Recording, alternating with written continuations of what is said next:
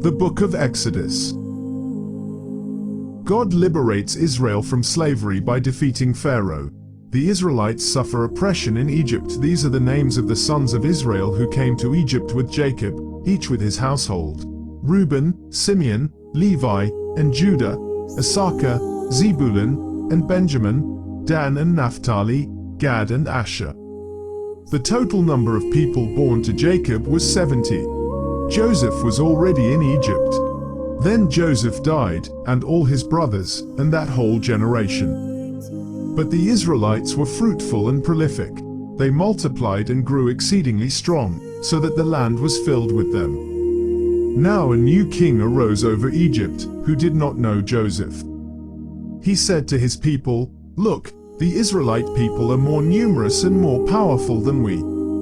Come, let us deal shrewdly with them, or they will increase and, in the event of war, join our enemies and fight against us and escape from the land."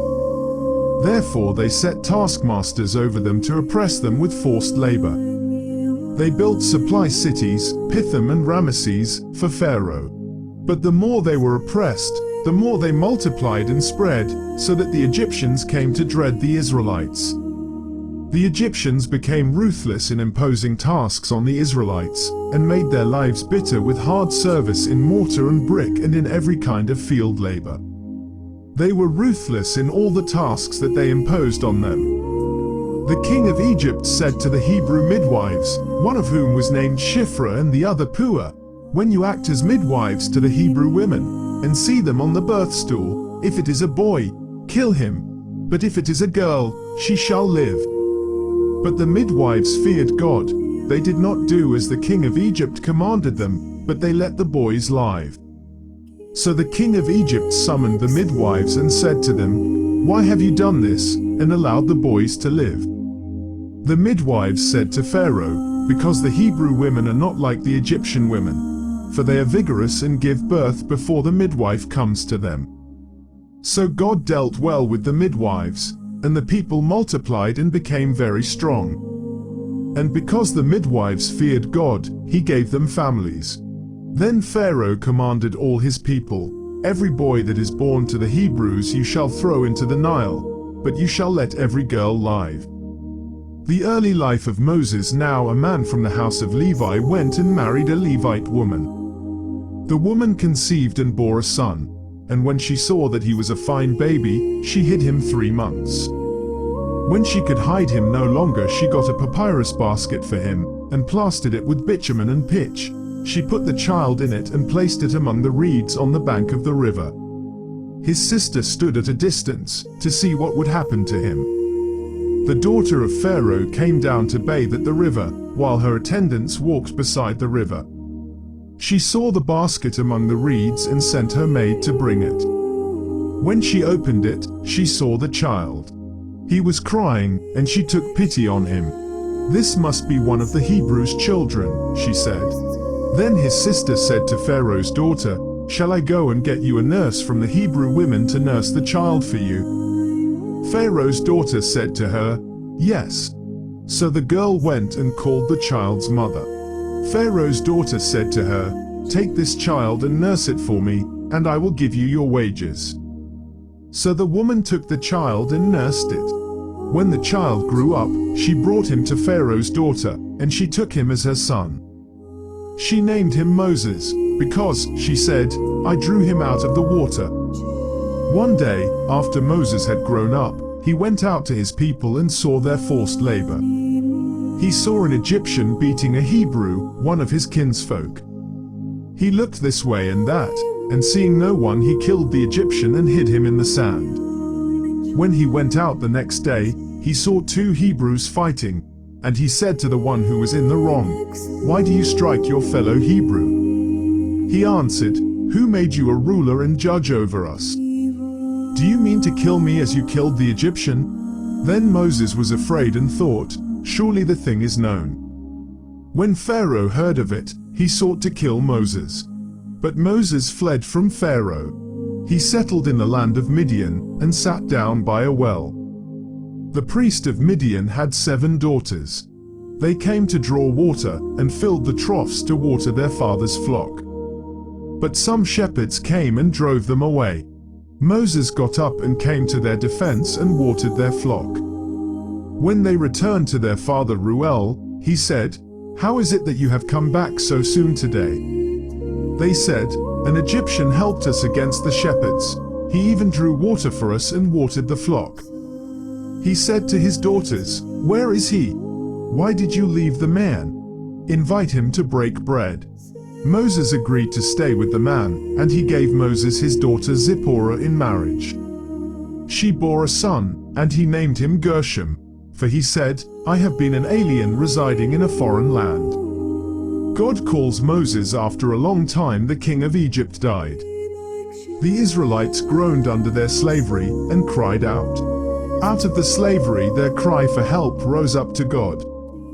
God heard their groaning, and God remembered his covenant with Abraham, Isaac, and Jacob. God looked upon the Israelites, and God took notice of them. Moses was keeping the flock of his father-in-law Jethro, the priest of Midian. He led his flock beyond the wilderness, and came to Horeb, the mountain of God. There the angel of the Lord appeared to him in a flame of fire out of a bush. He looked, and the bush was blazing, yet it was not consumed. Then Moses said, "I must turn aside and look at this great sight, and see why the bush is not burned up." When the Lord saw that he had turned aside to see, God called to him out of the bush, "Moses, Moses." And he said, "Here I am." Then he said, "Come no closer. Remove the sandals from your feet, for the place on which you are standing is holy ground." He said further, "I am the God of your father, the God of Abraham, the God of Isaac, and the God of Jacob." And Moses hid his face, for he was afraid to look at God. Then the Lord said, "I have observed the misery of my people who are in Egypt. I have heard their cry on account of their taskmasters. Indeed, I know their sufferings, and I have come down to deliver them from the Egyptians, and to bring them up out of that land to a good and broad land, a land flowing with milk and honey, to the country of the Canaanites, the Hittites, the Amorites, the Perizzites, the Hivites, and the Jebusites. The cry of the Israelites has now come to me. I have also seen how the Egyptians oppress them. So come, I will send you to Pharaoh to bring my people, the Israelites, out of Egypt."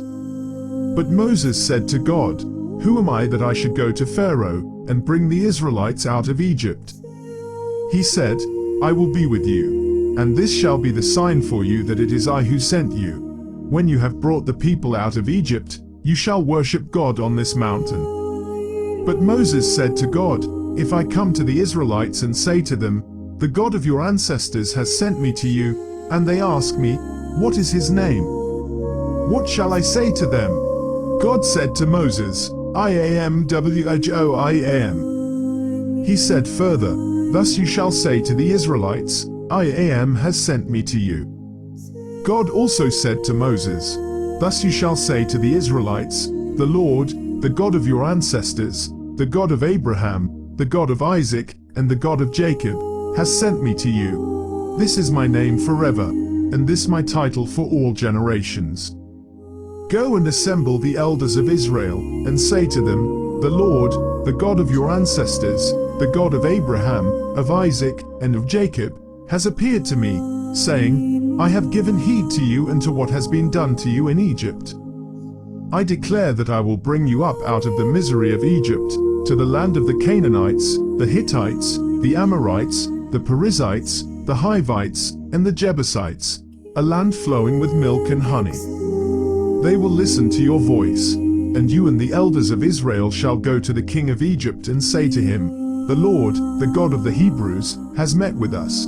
Let us now go a 3 days' journey into the wilderness, so that we may sacrifice to the Lord our God.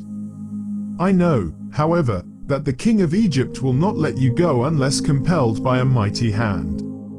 So I will stretch out my hand and strike Egypt with all my wonders that I will perform in it. After that he will let you go. I will bring this people into such favor with the Egyptians that, when you go, you will not go empty-handed.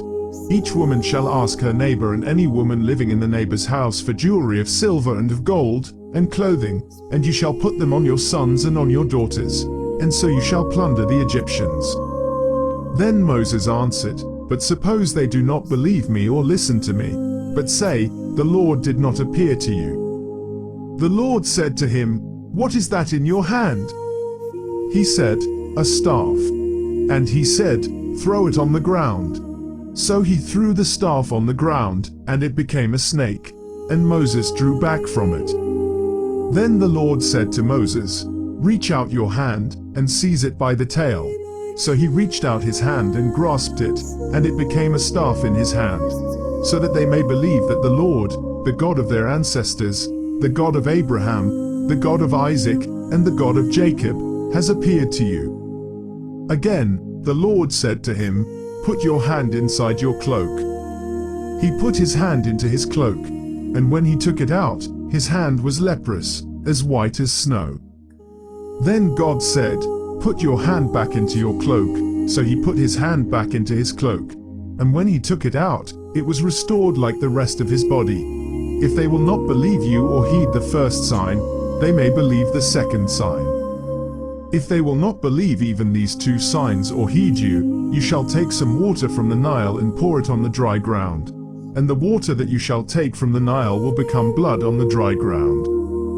But Moses said to the Lord, "O my Lord, I have never been eloquent, neither in the past nor even now that you have spoken to your servant, but I am slow of speech and slow of tongue." Then the Lord said to him, "Who gives speech to mortals?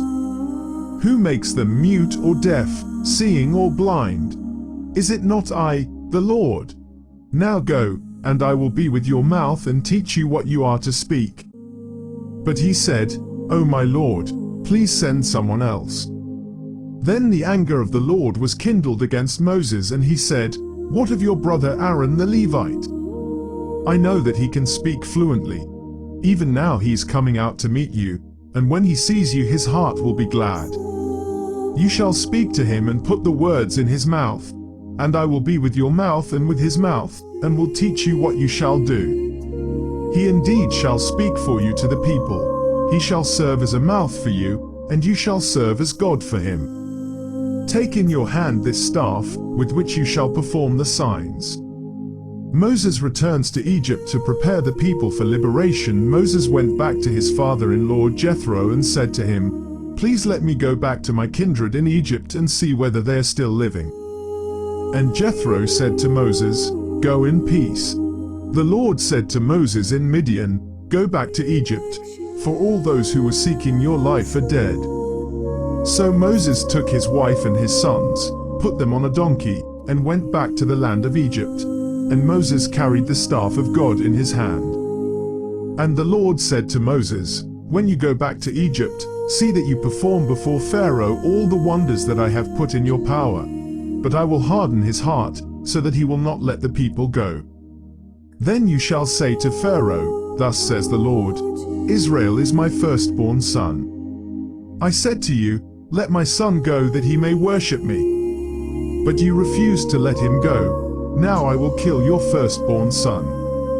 On the way, at a place where they spent the night, the Lord met him and tried to kill him. But Zipporah took a flint and cut off her son's foreskin, and touched Moses' feet with it, and said, 'Truly you are a bridegroom of blood to me.' So he let him alone. It was then she said, 'A bridegroom of blood by circumcision.'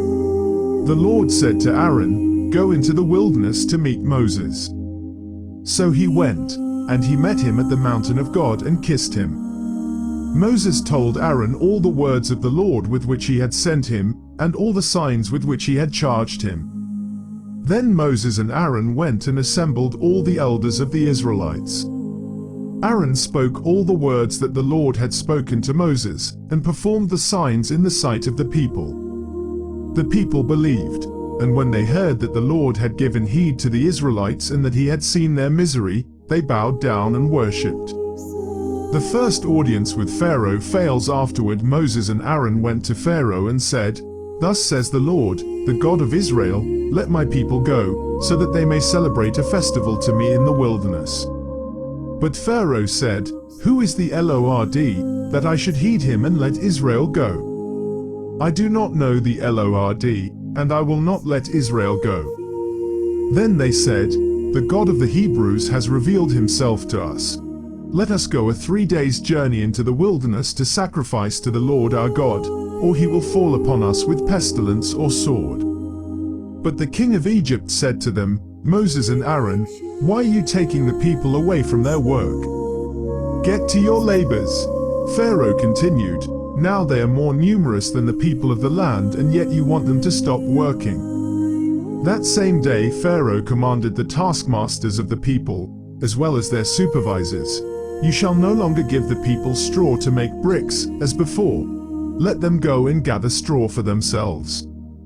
But you shall require of them the same quantity of bricks as they have made previously. Do not diminish it, for they are lazy. That is why they cry, 'Let us go and offer sacrifice to our God.'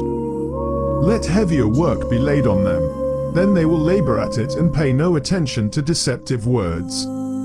So the taskmasters and the supervisors of the people went out and said to the people, "Thus says Pharaoh, I will not give you straw. Go and get straw yourselves, wherever you can find it, but your work will not be lessened in the least." So the people scattered throughout the land of Egypt to gather stubble for straw. The taskmasters were urgent, saying, "Complete your work, the same daily assignment as when you were given straw." And the supervisors of the Israelites, whom Pharaoh's taskmasters had set over them, were beaten, and were asked, "Why did you not finish the required quantity of bricks yesterday and today, as you did before?" Then the Israelite supervisors came to Pharaoh and cried, "Why do you treat your servants like this? No straw is given to your servants, yet they say to us, 'Make bricks.' Look how your servants are beaten. You are unjust to your own people." He said, "You are lazy, lazy. That is why you say, 'Let us go and sacrifice to the Lord.' Go now, and work, for no straw shall be given you, but you shall still deliver the same number of bricks." The Israelite supervisors saw that they were in trouble when they were told, "You shall not lessen your daily number of bricks." As they left Pharaoh, they came upon Moses and Aaron who were waiting to meet them. They said to them, "The Lord look upon you and judge. You have brought us into bad odor with Pharaoh and his officials, and have put a sword in their hand to kill us." Then Moses turned again to the Lord and said, "O Lord, why have you mistreated this people? Why did you ever send me? Since I first came to Pharaoh to speak in your name, he has mistreated this people, and you have done nothing at all to deliver your people." Then the Lord said to Moses, "Now you shall see what I will do to Pharaoh. Indeed, by a mighty hand he will let them go. By a mighty hand he will drive them out of his land." God repeats the call of Moses and the appointment of Aaron. God also spoke to Moses and said to him, "I am the Lord. I appeared to Abraham, Isaac, and Jacob as God Almighty, but by my name, the Lord, I did not make myself known to them. I also established my covenant with them, to give them the land of Canaan, the land in which they resided as aliens. I have also heard the groaning of the Israelites whom the Egyptians are holding as slaves, and I have remembered my covenant. Say therefore to the Israelites, I am the Lord, and I will free you from the burdens of the Egyptians and deliver you from slavery to them.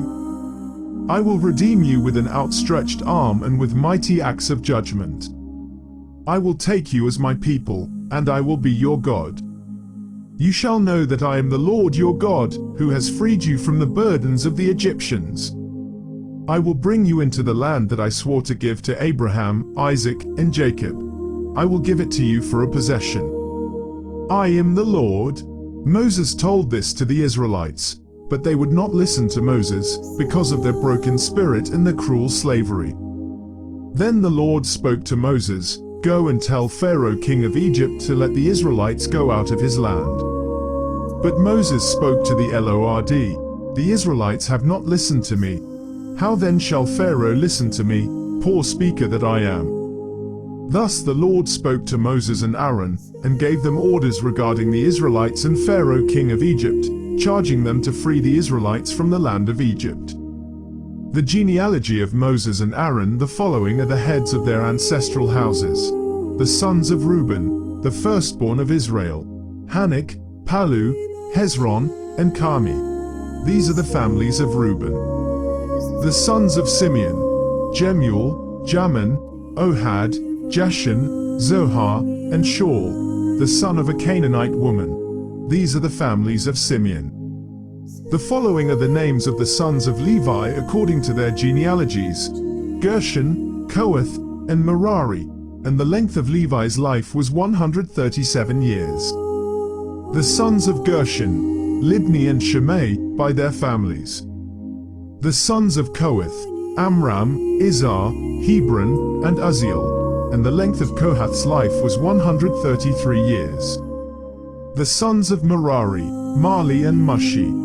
These are the families of the Levites according to their genealogies. Amram married Joshbed his father's sister, and she bore him Aaron and Moses, and the length of Amram's life was 137 years. The sons of Izhar: Korah, Nepheg, and Zitri. The sons of Uzziel: Mishal, Elzaphan, and Sithri. Aaron married Elisheba, daughter of Amminadab and sister of Nahshon, and she bore him Nadab, Abihu, Eleazar, and Ithamar. The sons of Korah: Asir, Elkanah, and Abiasaph. These are the families of the Korahites. Aaron's son Eleazar married one of the daughters of Putiel, and she bore him Phinehas. These are the heads of the ancestral houses of the Levites by their families. It was this same Aaron and Moses to whom the Lord said, "Bring the Israelites out of the land of Egypt, company by company." It was they who spoke to Pharaoh king of Egypt to bring the Israelites out of Egypt, the same Moses and Aaron. On the day when the Lord spoke to Moses in the land of Egypt, he said to him, "I am the Lord. Tell Pharaoh king of Egypt all that I am speaking to you." But Moses said in the Lord's presence, "Since I am a poor speaker, why would Pharaoh listen to me?" The Lord said to Moses, "See, I have made you like God to Pharaoh, and your brother Aaron shall be your prophet. You shall speak all that I command you, and your brother Aaron shall tell Pharaoh to let the Israelites go out of his land. But I will harden Pharaoh's heart, and I will multiply my signs and wonders in the land of Egypt. When Pharaoh does not listen to you, I will lay my hand upon Egypt and bring my people the Israelites, company by company, out of the land of Egypt by great acts of judgment. The Egyptians shall know that I am the Lord, when I stretch out my hand against Egypt and bring the Israelites out from among them." Moses and Aaron did so. They did just as the Lord commanded them. Moses was 80 years old and Aaron 83 when they spoke to Pharaoh. The 10 plagues. The preface to the sequence of plagues. The Lord said to Moses and Aaron, "When Pharaoh says to you, 'Perform a wonder,' then you shall say to Aaron, 'Take your staff and throw it down before Pharaoh, and it will become a snake.'" So Moses and Aaron went to Pharaoh and did as the Lord had commanded. Aaron threw down his staff before Pharaoh and his officials, and it became a snake. Then Pharaoh summoned the wise men and the sorcerers, and they also, the magicians of Egypt, did the same by their secret arts. Each one threw down his staff, and they became snakes, but Aaron's staff swallowed up theirs. Still Pharaoh's heart was hardened, and he would not listen to them, as the Lord had said. First plague: blood. Then the Lord said to Moses, "Pharaoh's heart is hardened. He refuses to let the people go. Go to Pharaoh in the morning, as he's going out to the water. Stand by at the riverbank to meet him, and take in your hand the staff that was turned into a snake. Say to him, 'The Lord, the God of the Hebrews, sent me to you to say, let my people go, so that they may worship me in the wilderness. But until now you have not listened. Thus says the Lord, by this you shall know that I am the Lord. See, with the staff that is in my hand I will strike the water that is in the Nile, and it shall be turned to blood. The fish in the river shall die, the river itself shall stink, and the Egyptians shall be unable to drink water from the Nile.' The Lord said to Moses, 'Say to Aaron, Take your staff and stretch out your hand over the waters of Egypt, over its rivers, its canals, and its ponds, and all its pools of water, so that they may become blood. And there shall be blood throughout the whole land of Egypt, even in vessels of wood and in vessels of stone. Moses and Aaron did just as the Lord commanded. In the sight of Pharaoh and of his officials he lifted up the staff and struck the water in the river, and all the water in the river was turned into blood, and the fish in the river died. The river stank so that the Egyptians could not drink its water, and there was blood throughout the whole land of Egypt. But the magicians of Egypt did the same by their secret arts. So Pharaoh's heart remained hardened, and he would not listen to them, as the Lord had said. Pharaoh turned and went into his house, and he did not take even this to heart. And all the Egyptians had to dig along the Nile for water to drink, for they could not drink the water of the river. 7 days passed after the Lord had struck the Nile. Second plague, frogs. Then the Lord said to Moses, "Go to Pharaoh and say to him, 'Thus says the Lord, let my people go, so that they may worship me. If you refuse to let them go, I will plague your whole country with frogs.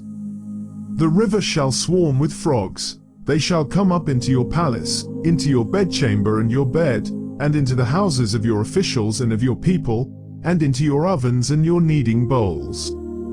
The frogs shall come up on you and on your people and on all your officials." And the Lord said to Moses, "Say to Aaron, stretch out your hand with your staff over the rivers, the canals, and the pools, and make frogs come up on the land of Egypt." So Aaron stretched out his hand over the waters of Egypt, and the frogs came up and covered the land of Egypt. But the magicians did the same by their secret arts, and brought frogs up on the land of Egypt. Then Pharaoh called Moses and Aaron, and said, "Pray to the Lord to take away the frogs from me and my people, and I will let the people go to sacrifice to the Lord." Moses said to Pharaoh, "Kindly tell me when I am to pray for you and for your officials and for your people, that the frogs may be removed from you and your houses and be left only in the Nile." And he said, "Tomorrow." Moses said, "As you say, so that you may know that there is no one like the Lord our God, the frogs shall leave you and your houses and your officials and your people. They shall be left only in the Nile." Then Moses and Aaron went out from Pharaoh, and Moses cried out to the Lord concerning the frogs that he had brought upon Pharaoh. And the Lord did as Moses requested. The frogs died in the houses, the courtyards, and the fields. And they gathered them together in heaps, and the land stank. But when Pharaoh saw that there was a respite, he hardened his heart, and would not listen to them, just as the Lord had said. Third plague, gnats. Then the Lord said to Moses, "Say to Aaron, stretch out your staff and strike the dust of the earth, so that it may become gnats throughout the whole land of Egypt." And they did so. Aaron stretched out his hand with his staff and struck the dust of the earth, and gnats came on humans and animals alike. All the dust of the earth turned into gnats throughout the whole land of Egypt. The magicians tried to produce gnats by their secret arts, but they could not. There were gnats on both humans and animals. And the magicians said to Pharaoh, "This is the finger of God." But Pharaoh's heart was hardened, and he would not listen to them, just as the Lord had said. Fourth plague, flies. Then the Lord said to Moses, "Rise early in the morning and present yourself before Pharaoh, as he goes out to the water, and say to him, 'Thus says the Lord, let my people go, so that they may worship me. For if you will not let my people go, I will send swarms of flies on you, your officials, and your people, and into your houses, and the houses of the Egyptians shall be filled with swarms of flies, so also the land where they live. But on that day I will set apart the land of Goshen, where my people live, so that no swarms of flies shall be there, that you may know that I the Lord am in this land. Thus I will make a distinction between my people and your people. This sign shall appear tomorrow." The Lord did so, and great swarms of flies came into the house of Pharaoh and into his officials' houses. In all of Egypt the land was ruined because of the flies. Then Pharaoh summoned Moses and Aaron, and said, "Go, sacrifice to your God within the land." But Moses said, "It would not be right to do so, for the sacrifices that we offer to the Lord our God are offensive to the Egyptians. If we offer in the sight of the Egyptians sacrifices that are offensive to them, will they not stone us? We must go a 3 days' journey into the wilderness and sacrifice to the Lord our God as he commands us." So Pharaoh said, "I will let you go to sacrifice to the Lord your God in the wilderness, provided you do not go very far away. Pray for me." Then Moses said, "As soon as I leave you, I will pray to the Lord that the swarms of flies may depart tomorrow from Pharaoh, from his officials, and from his people. Only do not let Pharaoh again deal falsely by not letting the people go to sacrifice to the Lord." So Moses went out from Pharaoh and prayed to the Lord. And the Lord did as Moses asked. He removed the swarms of flies from Pharaoh, from his officials, and from his people. Not one remained. But Pharaoh hardened his heart this time also, and would not let the people go. Fifth plague, livestock disease. Then the Lord said to Moses, "Go to Pharaoh, and say to him, 'Thus says the Lord, the God of the Hebrews, let my people go, so that they may worship me. For if you refuse to let them go and still hold them, the hand of the Lord will strike with a deadly pestilence your livestock in the field, the horses, the donkeys, the camels, the herds, and the flocks. But the Lord will make a distinction between the livestock of Israel and the livestock of Egypt, so that nothing shall die of all that belongs to the Israelites.' The Lord set a time, saying, 'Tomorrow the Lord will do this thing in the land.' And on the next day the Lord did so. All the livestock of the Egyptians died, but of the livestock of the Israelites not one died. Pharaoh inquired and found that not one of the livestock of the Israelites was dead. But the heart of Pharaoh was hardened, and he would not let the people go.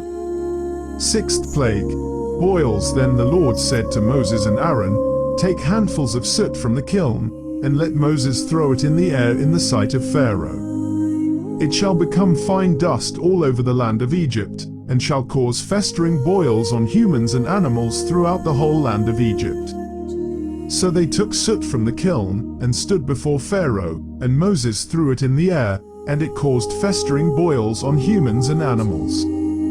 The magicians could not stand before Moses because of the boils, for the boils afflicted the magicians as well as all the Egyptians. But the Lord hardened the heart of Pharaoh, and he would not listen to them, just as the Lord had spoken to Moses. Seventh plague, hail and thunderstorm. Then the Lord said to Moses, "Rise up early in the morning and present yourself before Pharaoh, and say to him, 'Thus says the Lord, the God of the Hebrews, let my people go, so that they may worship me. For this time I will send all my plagues upon you yourself, and upon your officials, and upon your people, so that you may know that there is no one like me in all the earth. For by now I could have stretched out my hand and struck you and your people with pestilence, and you would have been cut off from the earth. But this is why I have let you live, to show you my power, and to make my name resound through all the earth. You are still exalting yourself against my people, and will not let them go. Tomorrow at this time I will cause the heaviest hail to fall that has ever fallen in Egypt from the day it was founded until now. Send, therefore, and have your livestock and everything that you have in the open field brought to a secure place. Every human or animal that is in the open field and is not brought under shelter will die when the hail comes down upon them." Those officials of Pharaoh who feared the word of the Lord hurried their slaves and livestock off to a secure place. Those who did not regard the word of the Lord left their slaves and livestock in the open field. The Lord said to Moses, "Stretch out your hand toward heaven so that hail may fall on the whole land of Egypt, on humans and animals and all the plants of the field in the land of Egypt." Then Moses stretched out his staff toward heaven, and the Lord sent thunder and hail, and fire came down on the earth. And the Lord rained hail on the land of Egypt. There was hail with fire flashing continually in the midst of it. Such heavy hail as had never fallen in all the land of Egypt since it became a nation. The hail struck down everything that was in the open field throughout all the land of Egypt, both human and animal. The hail also struck down all the plants of the field, and shattered every tree in the field. Only in the land of Goshen, where the Israelites were, there was no hail. Then Pharaoh summoned Moses and Aaron, and said to them, "This time I have sinned. The Lord is in the right, and I and my people are in the wrong. Pray to the Lord. Enough of God's thunder and hail. I will let you go. You need stay no longer." Moses said to him, "As soon as I have gone out of the city, I will stretch out my hands to the Lord. The thunder will cease, and there will be no more hail, so that you may know that the earth is the Lord's. But as for you and your officials, I know that you do not yet fear the Lord God." Now the flax and the barley were ruined, for the barley was in the ear and the flax was in bud. But the wheat and the spelt were not ruined, for they are late in coming up. So Moses left Pharaoh, went out of the city, and stretched out his hands to the Lord. Then the thunder and the hail ceased, and the rain no longer poured down on the earth. But when Pharaoh saw that the rain and the hail and the thunder had ceased, he sinned once more and hardened his heart, he and his officials. So the heart of Pharaoh was hardened, and he would not let the Israelites go, just as the Lord had spoken through Moses. Eighth plague, locusts. Then the Lord said to Moses, "Go to Pharaoh, for I have hardened his heart and the heart of his officials, in order that I may show these signs of mine among them, and that you may tell your children and grandchildren how I have made fools of the Egyptians and what signs I have done among them, so that you may know that I am the Lord." So Moses and Aaron went to Pharaoh, and said to him, "Thus says the Lord, the God of the Hebrews, how long will you refuse to humble yourself before me? Let my people go, so that they may worship me. For if you refuse to let my people go, tomorrow I will bring locusts into your country. They shall cover the surface of the land, so that no one will be able to see the land.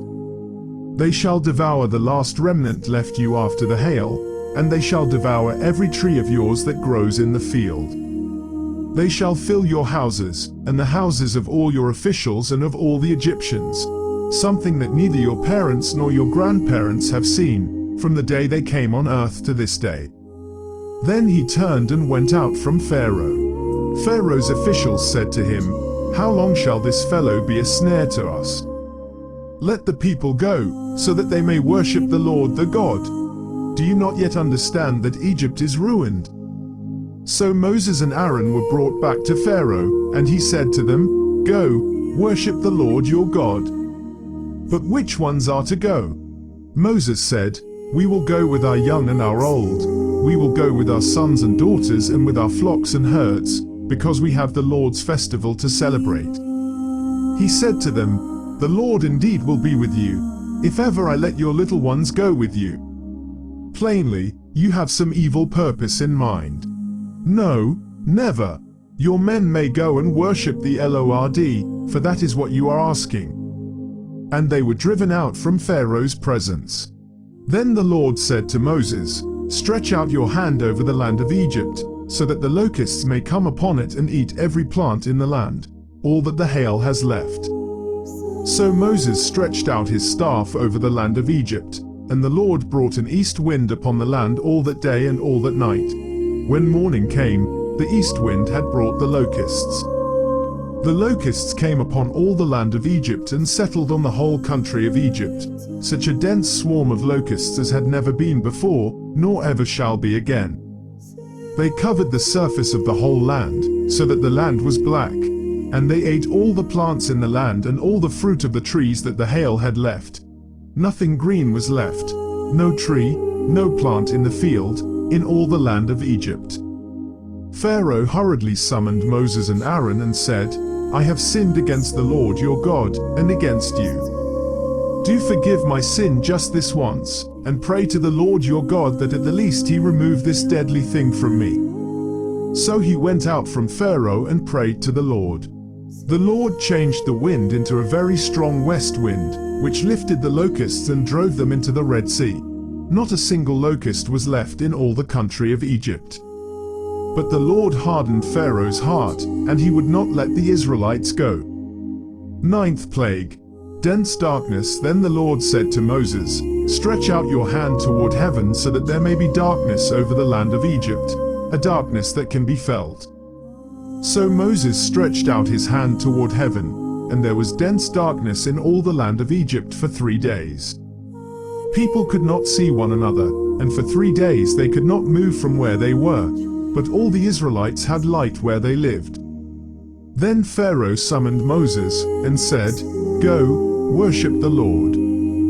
Only your flocks and your herds shall remain behind. Even your children may go with you." But Moses said, "You must also let us have sacrifices and burnt offerings to sacrifice to the Lord our God. Our livestock also must go with us. Not a hoof shall be left behind, for we must choose some of them for the worship of the Lord our God, and we will not know what to use to worship the Lord until we arrive there."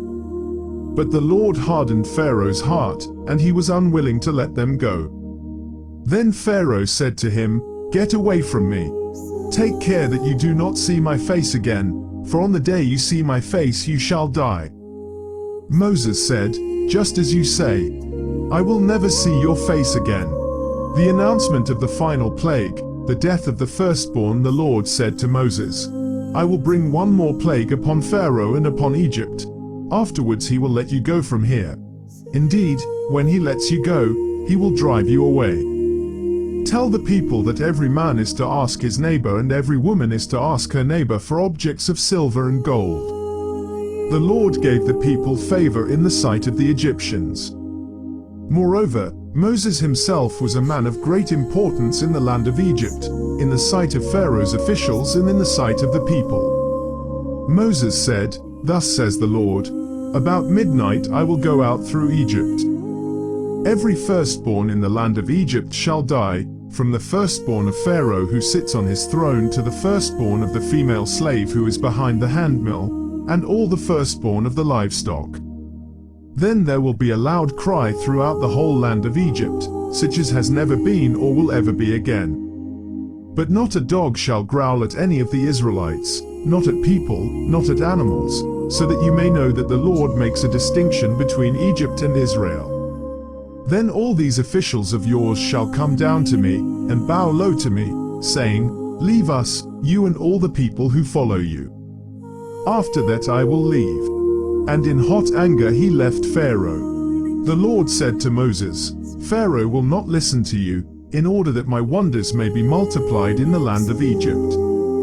Moses and Aaron performed all these wonders before Pharaoh, but the Lord hardened Pharaoh's heart, and he did not let the people of Israel go out of his land. The festivals of Passover and unleavened bread. The Lord said to Moses and Aaron in the land of Egypt, "This month shall mark for you the beginning of months. It shall be the first month of the year for you. Tell the whole congregation of Israel that on the 10th of this month they are to take a lamb for each family, a lamb for each household. If a household is too small for a whole lamb, it shall join its closest neighbor in obtaining one. The lamb shall be divided in proportion to the number of people who eat of it. Your lamb shall be without blemish, a year-old male. You may take it from the sheep or from the goats. You shall keep it until the 14th day of this month. Then the whole assembled congregation of Israel shall slaughter it at twilight. They shall take some of the blood and put it on the 2 doorposts and the lintel of the houses in which they eat it. They shall eat the lamb that same night. They shall eat it roasted over the fire with unleavened bread and bitter herbs. Do not eat any of it raw or boiled in water, but roasted over the fire, with its head, legs, and inner organs. You shall let none of it remain until the morning. Anything that remains until the morning you shall burn. This is how you shall eat it: your loins girded, your sandals on your feet, and your staff in your hand, and you shall eat it hurriedly. It is the Passover of the Lord. For I will pass through the land of Egypt that night, and I will strike down every firstborn in the land of Egypt, both human beings and animals. On all the gods of Egypt I will execute judgments. I am the Lord. The blood shall be a sign for you on the houses where you live. When I see the blood, I will pass over you, and no plague shall destroy you when I strike the land of Egypt. This day shall be a day of remembrance for you. You shall celebrate it as a festival to the Lord. Throughout your generations you shall observe it as a perpetual ordinance. 7 days you shall eat unleavened bread. On the first day you shall remove leaven from your houses. For whoever eats leavened bread from the first day until the 7th day shall be cut off from Israel. On the first day you shall hold a solemn assembly, and on the 7th day a solemn assembly. No work shall be done on those days. Only what everyone must eat, that alone may be prepared by you. You shall observe the festival of unleavened bread, for on this very day I brought your companies out of the land of Egypt. You shall observe this day throughout your generations as a perpetual ordinance. In the first month, from the evening of the 14th day until the evening of the 21st day, you shall eat unleavened bread. For 7 days no leaven shall be found in your houses. For whoever eats what is leavened shall be cut off from the congregation of Israel, whether an alien or a native of the land. You shall eat nothing leavened. In all your settlements you shall eat unleavened bread. Then Moses called all the elders of Israel and said to them, Go, select lambs for your families, and slaughter the Passover lamb. Take a bunch of hyssop, dip it in the blood that is in the basin, and touch the lintel and the 2 doorposts with the blood in the basin. None of you shall go outside the door of your house until morning. For the Lord will pass through to strike down the Egyptians. When he sees the blood on the lintel and on the 2 doorposts, the Lord will pass over that door and will not allow the destroyer to enter your houses to strike you down. You shall observe this rite as a perpetual ordinance for you and your children. When you come to the land that the Lord will give you, as he has promised, you shall keep this observance. And when your children ask you, What do you mean by this observance? You shall say, It is the Passover sacrifice to the Lord, for he passed over the houses of the Israelites in Egypt, when he struck down the Egyptians but spared our houses. And the people bowed down and worshipped. The Israelites went and did just as the Lord had commanded Moses and Aaron. The Israelites leave Egypt. The conclusion of the 10th plague. The death of the firstborn at midnight. The Lord struck down all the firstborn in the land of Egypt, from the firstborn of Pharaoh who sat on his throne to the firstborn of the prisoner who was in the dungeon, and all the firstborn of the livestock. Pharaoh arose in the night, he and all his officials and all the Egyptians. And there was a loud cry in Egypt, for there was not a house without someone dead. Then he summoned Moses and Aaron in the night, and said, Rise up, go away from my people, both you and the Israelites. Go, worship the Lord, as you said. Take your flocks and your herds, as you said, and be gone. And bring a blessing on me too. The Egyptians urged the people to hasten the departure from the land, for they said, We shall all be dead. So the people took their dough before it was leavened, with their kneading bowls wrapped up in their cloaks on their shoulders. The Israelites had done as Moses told them. They had asked the Egyptians for jewelry of silver and gold, and for clothing, and the Lord had given the people favor in the sight of the Egyptians, so that they let them have what they asked. And so they plundered the Egyptians. The first stage of the journey, the Israelites journeyed from Ramesses to Succoth, about 600,000 men on foot, besides children.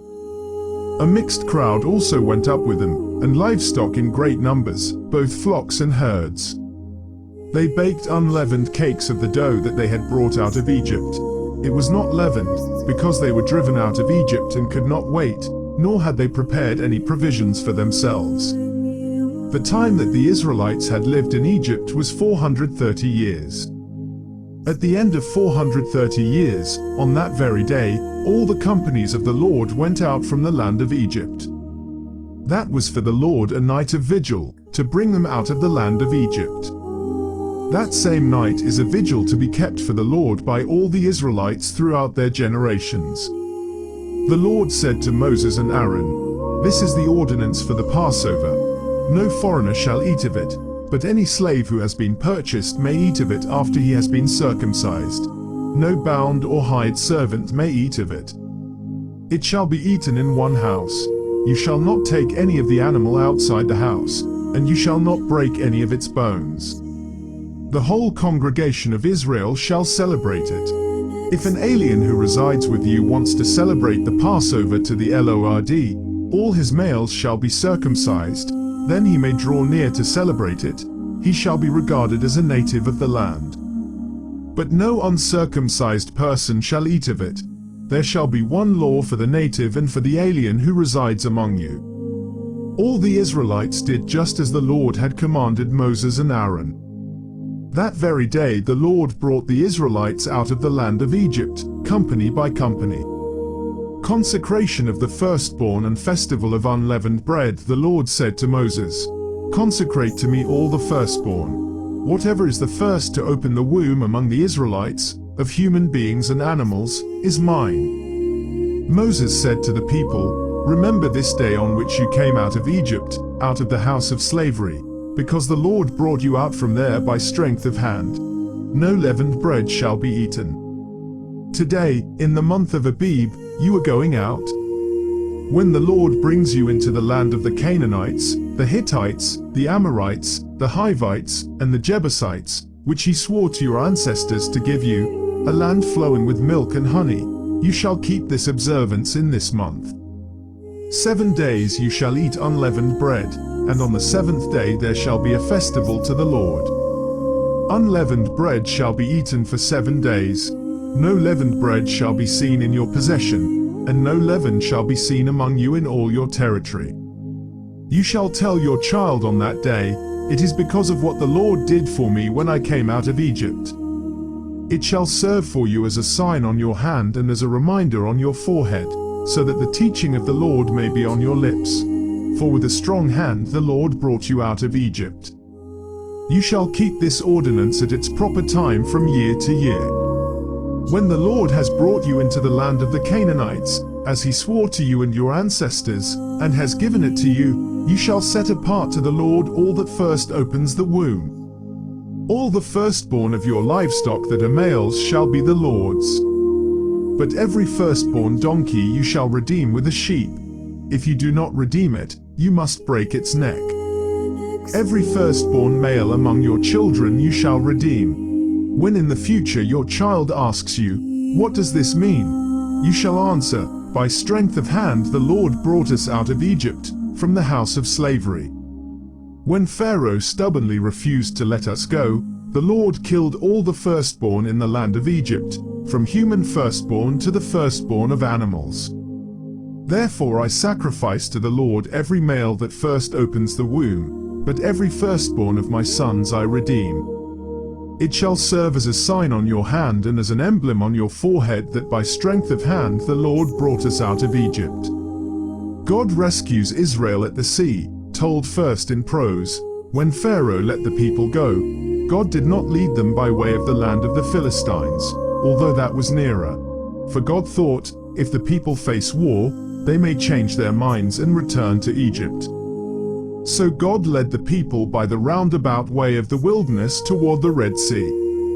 The Israelites went up out of the land of Egypt prepared for battle.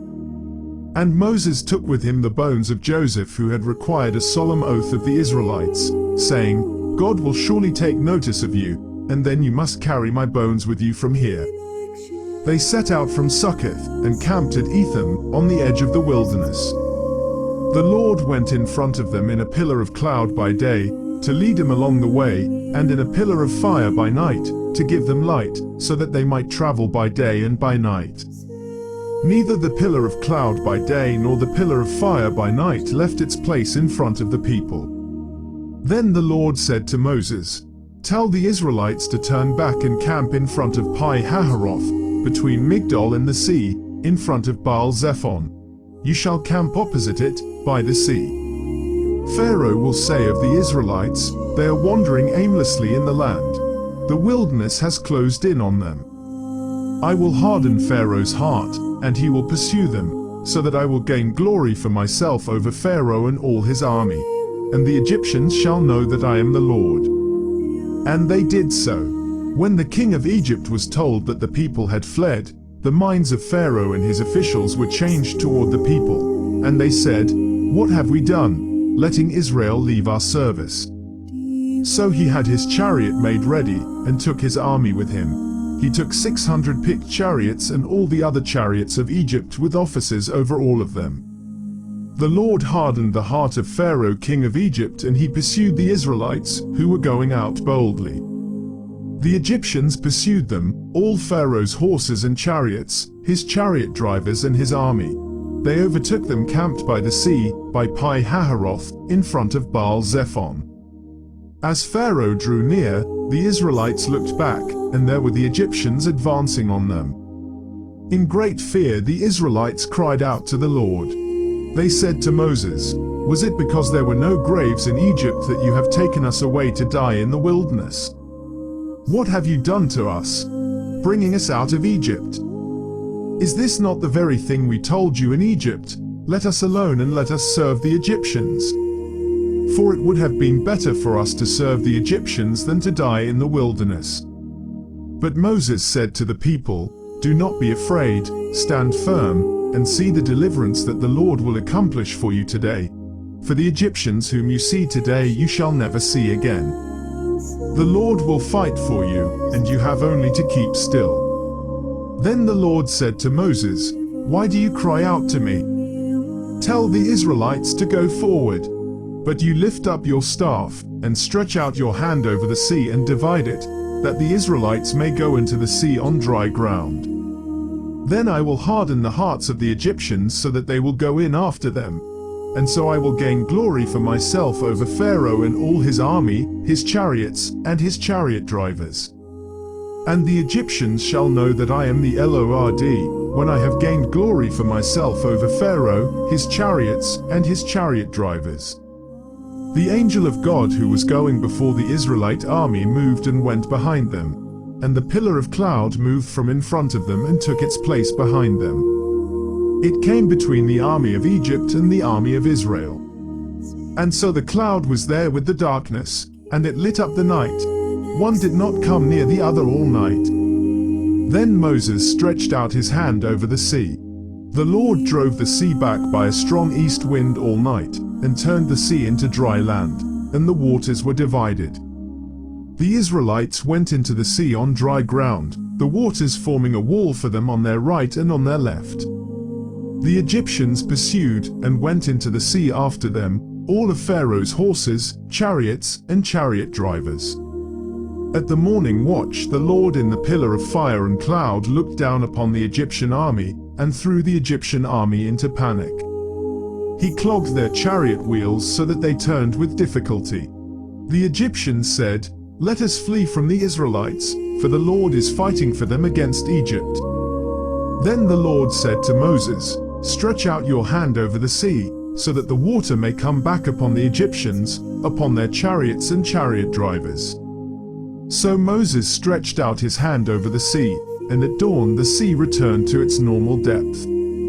As the Egyptians fled before it, the Lord tossed the Egyptians into the sea. The waters returned and covered the chariots and the chariot drivers, the entire army of Pharaoh that had followed them into the sea. Not one of them remained. But the Israelites walked on dry ground through the sea, the waters forming a wall for them on their right and on their left. Thus the Lord saved Israel that day from the Egyptians, and Israel saw the Egyptians dead on the seashore. Israel saw the great work that the Lord did against the Egyptians. So the people feared the Lord and believed in the Lord and in his servant Moses. Then Moses and the Israelites sang this song to the Lord: "I will sing to the Lord, for he has triumphed gloriously. Horse and rider he has thrown into the sea. The Lord is my strength and my might, and he has become my salvation. This is my God, and I will praise him, my father's God, and I will exalt him. The Lord is a warrior, the Lord is his name. Pharaoh's chariots and his army he cast into the sea. His picked officers were sunk in the Red Sea. The floods covered them. They went down into the depths like a stone. Your right hand, O Lord, glorious in power. Your right hand, O Lord, shattered the enemy. In the greatness of your majesty you overthrew your adversaries. You sent out your fury, it consumed them like stubble. At the blast of your nostrils the waters piled up, the floods stood up in a heap, the deeps congealed in the heart of the sea.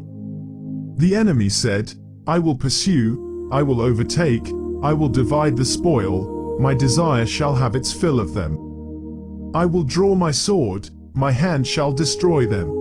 You blew with your wind, the sea covered them, they sank like lead in the mighty waters. Who is like you, O Lord, among the gods? Who is like you, majestic in holiness, awesome in splendor, doing wonders? You stretched out your right hand, the earth swallowed them. In your steadfast love you led the people whom you redeemed. You guided them by your strength to your holy abode. The peoples heard, they trembled. Pangs seized the inhabitants of Philistia. Then the chiefs of Edom were dismayed. Trembling seized the leaders of Moab. All the inhabitants of Canaan melted away. Terror and dread fell upon them. By the might of your arm, they became still as a stone until your people, O Lord, passed by, until the people whom you acquired passed by. You brought them in and planted them on the mountain of your own possession, the place, O Lord, that you made your abode, the sanctuary, O Lord, that your hands have established. The Lord will reign forever and ever. When the horses of Pharaoh with his chariots and his chariot drivers went into the sea, the Lord brought back the waters of the sea upon them, but the Israelites walked through the sea on dry ground. Then the prophet Miriam, Aaron's sister, took a tambourine in her hand, and all the women went out after her with tambourines and with dancing. And Miriam sang to them, Sing to the Lord, for he has triumphed gloriously. Horse and rider he has thrown into the sea. God journeys with Israel to Mount Sinai.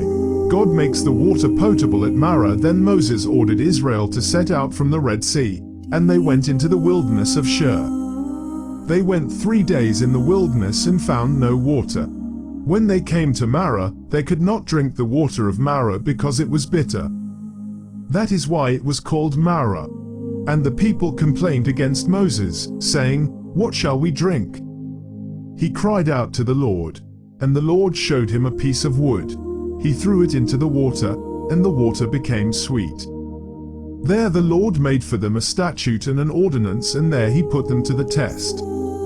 He said, If you will listen carefully to the voice of the Lord your God, and do what is right in his sight, and give heed to his commandments and keep all his statutes, I will not bring upon you any of the diseases that I brought upon the Egyptians, for I am the Lord who heals you. Then they came to Elim, where there were 12 springs of water and 70 palm trees, and they camped there by the water. God provides manna and quails. The whole congregation of the Israelites set out from Elim. And Israel came to the wilderness of Sin, which is between Elim and Sinai, on the 15th day of the 2nd month after they had departed from the land of Egypt. The whole congregation of the Israelites complained against Moses and Aaron in the wilderness. The Israelites said to them, If only we had died by the hand of the Lord in the land of Egypt, when we sat by the flesh pots and ate our fill of bread. For you have brought us out into this wilderness to kill this whole assembly with hunger. Then the Lord said to Moses, I am going to rain bread from heaven for you, and each day the people shall go out and gather enough for that day. In that way I will test them, whether they will follow my instruction or not. On the 6th day, when they prepare what they bring in, it will be twice as much as they gather on other days. So Moses and Aaron said to all the Israelites, In the evening you shall know that it was the Lord who brought you out of the land of Egypt, and in the morning you shall see the glory of the Lord, because he has heard your complaining against the Lord. For what are we, that you complain against us? And Moses said, When the Lord gives you meat to eat in the evening and your fill of bread in the morning, because the Lord has heard the complaining that you utter against him, what are we? Your complaining is not against us but against the Lord. Then Moses said to Aaron, Say to the whole congregation of the Israelites, Draw near to the Lord, for he has heard your complaining. And as Aaron spoke to the whole congregation of the Israelites, they looked toward the wilderness, and the glory of the Lord appeared in the cloud. The Lord spoke to Moses and said, I have heard the complaining of the Israelites. Say to them, at twilight you shall eat meat, and in the morning you shall have your fill of bread. Then you shall know that I am the Lord your God. In the evening quails came up and covered the camp, and in the morning there was a layer of dew around the camp. When the layer of dew lifted, there on the surface of the wilderness was a fine flaky substance, as fine as frost on the ground. When the Israelites saw it, they said to one another, What is it? For they did not know what it was. Moses said to them, It is the bread that the Lord has given you to eat. This is what the Lord has commanded. Gather as much of it as each of you needs, an omer to a person according to the number of persons, all providing for those in their own tents. The Israelites did so, some gathering more, some less. But when they measured it with an omer, those who gathered much had nothing over, and those who gathered little had no shortage. They gathered as much as each of them needed. And Moses said to them, Let no one leave any of it over until morning. But they did not listen to Moses. Some left part of it until morning, and it bred worms and became foul. And Moses was angry with them. Morning by morning they gathered it, as much as each needed, but when the sun grew hot, it melted. On the 6th day they gathered twice as much food, 2 omers apiece. When all the leaders of the congregation came and told Moses, he said to them, This is what the Lord has commanded. Tomorrow is a day of solemn rest, a holy Sabbath to the Lord. Bake what you want to bake and boil what you want to boil, and all that is left over put aside to be kept until morning. So they put it aside until morning, as Moses commanded them, and it did not become foul, and there were no worms in it. Moses said, Eat it today, for today is a Sabbath to the Lord. Today you will not find it in the field. 6 days you shall gather it, but on the 7th day, which is a Sabbath, there will be none. On the 7th day some of the people went out to gather, and they found none. The Lord said to Moses, How long will you refuse to keep my commandments and instructions? See, the Lord has given you the Sabbath. Therefore on the 6th day he gives you food for 2 days. Each of you stay where you are. Do not leave your place on the 7th day. So the people rested on the 7th day. The house of Israel called it manna. It was like coriander seed, white, and the taste of it was like wafers made with honey. Moses said, This is what the Lord has commanded. Let an omer of it be kept throughout your generations, in order that they may see the food with which I fed you in the wilderness, when I brought you out of the land of Egypt. And Moses said to Aaron, Take a jar, and put an omer of manna in it, and place it before the Lord, to be kept throughout your generations. As the Lord commanded Moses, so Aaron placed it before the covenant, for safekeeping. The Israelites ate manna 40 years, until they came to a habitable land. They ate manna, until they came to the border of the land of Canaan. An omer is 1/10 of an ephah. Water flows out of the rock at Massah and Meribah from the wilderness of Sin. The whole congregation of the Israelites journeyed by stages, as the Lord commanded. They camped at Rephidim, but there was no water for the people to drink. The people quarreled with Moses, and said, Give us water to drink. Moses said to them, Why do you quarrel with me? Why do you test the Lord?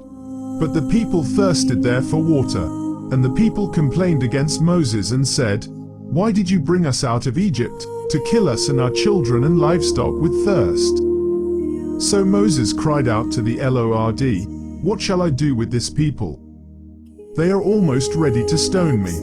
The Lord said to Moses, Go on ahead of the people, and take some of the elders of Israel with you. Take in your hand the staff with which you struck the Nile, and go. I will be standing there in front of you on the rock at Horeb. Strike the rock, and water will come out of it, so that the people may drink. Moses did so, in the sight of the elders of Israel. He called the place Massah and Meribah, because the Israelites quarreled and tested the Lord, saying, Is the Lord among us or not? God defeats the Amalekites. Then Amalek came and fought with Israel at Rephidim. Moses said to Joshua, Choose some men for us and go out, fight with Amalek. Tomorrow I will stand on the top of the hill with the staff of God in my hand." So Joshua did as Moses told him, and fought with Amalek, while Moses, Aaron, and Hur went up to the top of the hill. Whenever Moses held up his hand, Israel prevailed, and whenever he lowered his hand, Amalek prevailed. But Moses' hands grew weary, so they took a stone and put it under him, and he sat on it. Aaron and Hur held up his hands, one on one side, and the other on the other side, so his hands were steady until the sun set. And Joshua defeated Amalek and his people with the sword. Then the Lord said to Moses, "Write this as a reminder in a book and recite it in the hearing of Joshua. I will utterly blot out the remembrance of Amalek from under heaven." And Moses built an altar and called it, "The Lord is my banner." He said, "A hand upon the banner of the Lord. The Lord will have war with Amalek from generation to generation." Jethro visits Jethro, the priest of Midian, Moses' father-in-law, heard of all that God had done for Moses and for his people Israel, how the Lord had brought Israel out of Egypt. After Moses had sent away his wife Zipporah, his father-in-law Jethro took her back, along with her 2 sons. The name of the one was Gershom, for he said, "I have been an alien in a foreign land," and the name of the other, Eliezer, for he said, "The God of my father was my help, and delivered me from the sword of Pharaoh." Jethro, Moses' father-in-law, came into the wilderness where Moses was encamped at the mountain of God, bringing Moses' sons and wife to him. He sent word to Moses, "I, your father-in-law Jethro, am coming to you, with your wife and her 2 sons." Moses went out to meet his father-in-law. He bowed down and kissed him. Each asked after the other's welfare, and they went into the tent. Then Moses told his father-in-law all that the Lord had done to Pharaoh and to the Egyptians for Israel's sake, all the hardship that had beset them on the way, and how the Lord had delivered them. Jethro rejoiced for all the good that the Lord had done to Israel, in delivering them from the Egyptians. Jethro said, "Blessed be the Lord, who has delivered you from the Egyptians and from Pharaoh. Now I know that the Lord is greater than all gods, because he delivered the people from the Egyptians, when they dealt arrogantly with them." And Jethro, Moses' father-in-law, brought a burnt offering and sacrifices to God, and Aaron came with all the elders of Israel to eat bread with Moses' father-in-law in the presence of God. The next day Moses sat as judge for the people, while the people stood around him from morning until evening. When Moses' father-in-law saw all that he was doing for the people, he said, "What is this that you are doing for the people? Why do you sit alone, while all the people stand around you from morning until evening?" Moses said to his father-in-law, "Because the people come to me to inquire of God. When they have a dispute, they come to me and I decide between one person and another, and I make known to them the statutes and instructions of God." Moses' father-in-law said to him, "What you are doing is not good. You will surely wear yourself out, both you and these people with you. For the task is too heavy for you. You cannot do it alone. Now listen to me. I will give you counsel, and God be with you. You should represent the people before God, and you should bring their cases before God. Teach them the statutes and instructions and make known to them the way they are to go and the things they are to do.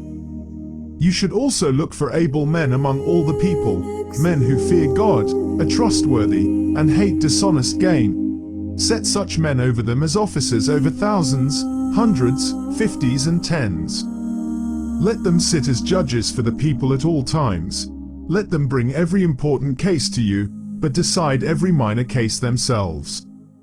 So it will be easier for you, and they will bear the burden with you. If you do this, and God so commands you, then you will be able to endure, and all these people will go to their home in peace." So Moses listened to his father-in-law and did all that he had said. Moses chose able men from all Israel and appointed them as heads over the people, as officers over thousands, hundreds, 50s, and 10s. And they judged the people at all times. Hard cases they brought to Moses, but any minor case they decided themselves. Then Moses let his father-in-law depart, and he went off to his own country. God establishes the covenant with Israel. God appears for the second time at Sinai, Horeb, on the third new moon after the Israelites had gone out of the land of Egypt. On that very day, they came into the wilderness of Sinai. They had journeyed from Rephidim, entered the wilderness of Sinai, and camped in the wilderness. Israel camped there in front of the mountain. Then Moses went up to God. The Lord called to him from the mountain, saying, "Thus you shall say to the house of Jacob, and tell the Israelites, you have seen what I did to the Egyptians, and how I bore you on eagle's wings and brought you to myself. Now therefore, if you obey my voice and keep my covenant, you shall be my treasured possession out of all the peoples. Indeed, the whole earth is mine, but you shall be for me a priestly kingdom and a holy nation. These are the words that you shall speak to the Israelites." So Moses came, summoned the elders of the people, and set before them all these words that the Lord had commanded him. The people all answered as one, "Everything that the Lord has spoken we will do." Moses reported the words of the people to the Lord. Then the Lord said to Moses, "I am going to come to you in a dense cloud, in order that the people may hear when I speak with you and so trust you ever after." When Moses had told the words of the people to the Lord said to Moses, "Go to the people and consecrate them today and tomorrow. Have them wash their clothes and prepare for the third day, because on the third day the Lord will come down upon Mount Sinai in the sight of all the people. You shall set limits for the people all around, saying, 'Be careful not to go up the mountain or to touch the edge of it. Any who touch the mountain shall be put to death. No hand shall touch them, but they shall be stoned or shot with arrows. Whether animal or human being, they shall not live. When the trumpet sounds a long blast, they may go up on the mountain.'" So Moses went down from the mountain to the people. He consecrated the people, and they washed their clothes. And he said to the people, "Prepare for the third day. Do not go near a woman." On the morning of the third day there was thunder and lightning, as well as a thick cloud on the mountain, and a blast of a trumpet so loud that all the people who were in the camp trembled. Moses brought the people out of the camp to meet God. They took their stand at the foot of the mountain. Now Mount Sinai was wrapped in smoke, because the Lord had descended upon it in fire. The smoke went up like the smoke of a kiln, while the whole mountain shook violently. As the blast of the trumpet grew louder and louder, Moses would speak and God would answer him in thunder. When the Lord descended upon Mount Sinai, to the top of the mountain, the Lord summoned Moses to the top of the mountain, and Moses went up. Then the Lord said to Moses, "Go down and warn the people not to break through to the Lord to look. Otherwise many of them will perish.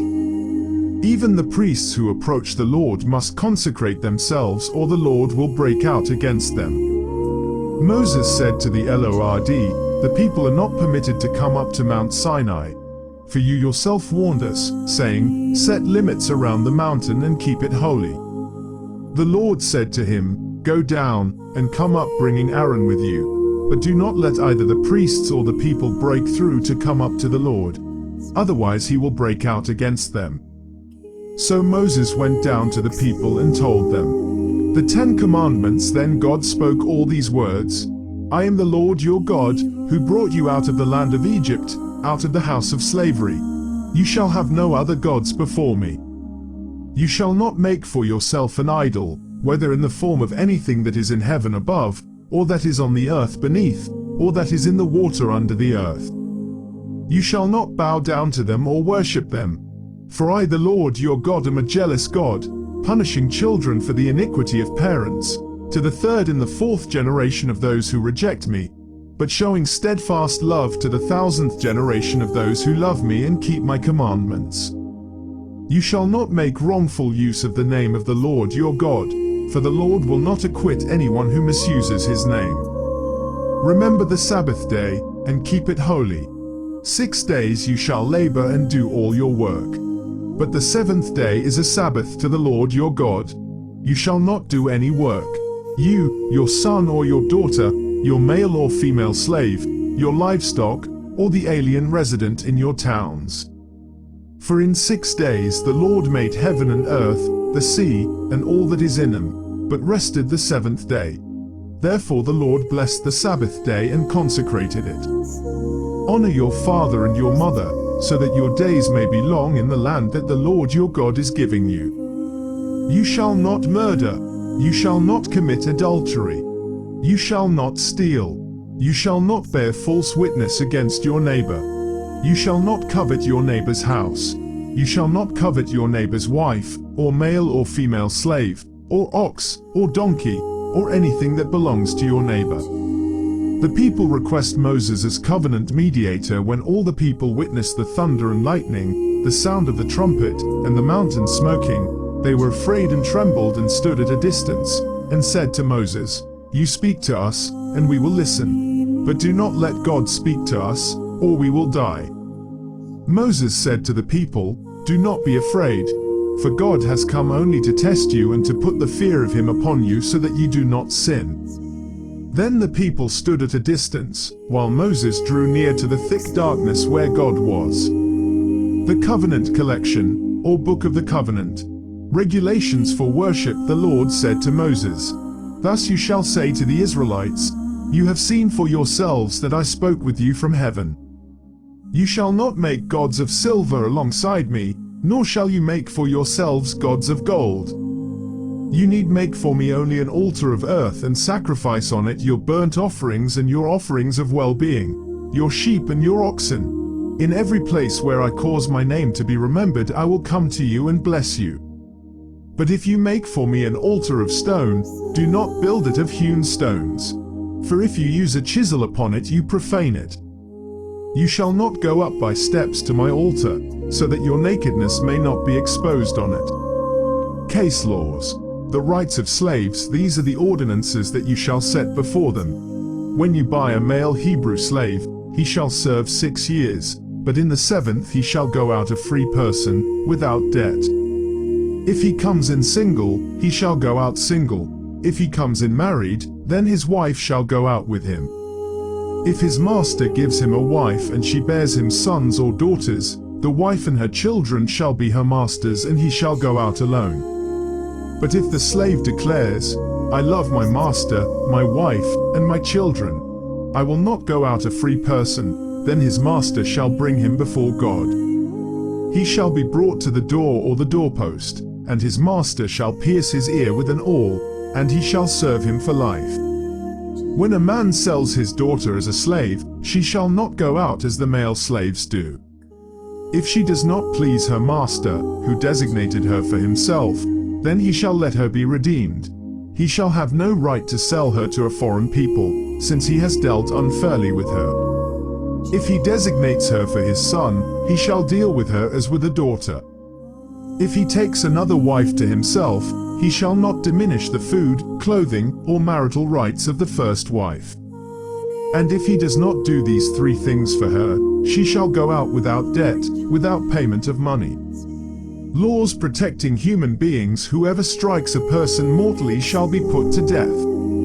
If it was not premeditated, but came about by an act of God, then I will appoint for you a place to which the killer may flee. But if someone willfully attacks and kills another by treachery, you shall take the killer from my altar for execution. Whoever strikes father or mother shall be put to death. Whoever kidnaps a person, whether that person has been sold or is still held in possession, shall be put to death. Whoever curses father or mother shall be put to death. When individuals quarrel and one strikes the other with a stone or fist so that the injured party, though not dead, is confined to bed, but recovers and walks around outside with the help of a staff, then the assailant shall be free of liability, except to pay for the loss of time, and to arrange for full recovery.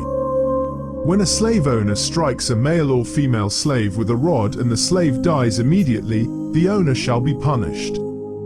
But if the slave survives a day or 2, there is no punishment, for the slave is the owner's property. When people who are fighting injure a pregnant woman so that there is a miscarriage, and yet no further harm follows, the one responsible shall be fined what the woman's husband demands, paying as much as the judges determine. If any harm follows, then you shall give life for life, eye for eye, tooth for tooth, hand for hand, foot for foot, burn for burn, wound for wound, stripe for stripe. When a slave owner strikes the eye of a male or female slave, destroying it, the owner shall let the slave go, a free person, to compensate for the eye. If the owner knocks out a tooth of a male or female slave, the slave shall be let go, a free person, to compensate for the tooth. When an ox gores a man or a woman to death, the ox shall be stoned, and its flesh shall not be eaten, but the owner of the ox shall not be liable. If the ox has been accustomed to gore in the past, and its owner has been warned but has not restrained it, and it kills a man or a woman, the ox shall be stoned, and its owner also shall be put to death. If a ransom is imposed on the owner, then the owner shall pay whatever is imposed for the redemption of the victim's life. If it gores a boy or a girl, the owner shall be dealt with according to this same rule. If the ox gores a male or female slave, the owner shall pay to the slave owner 30 shekels of silver, and the ox shall be stoned.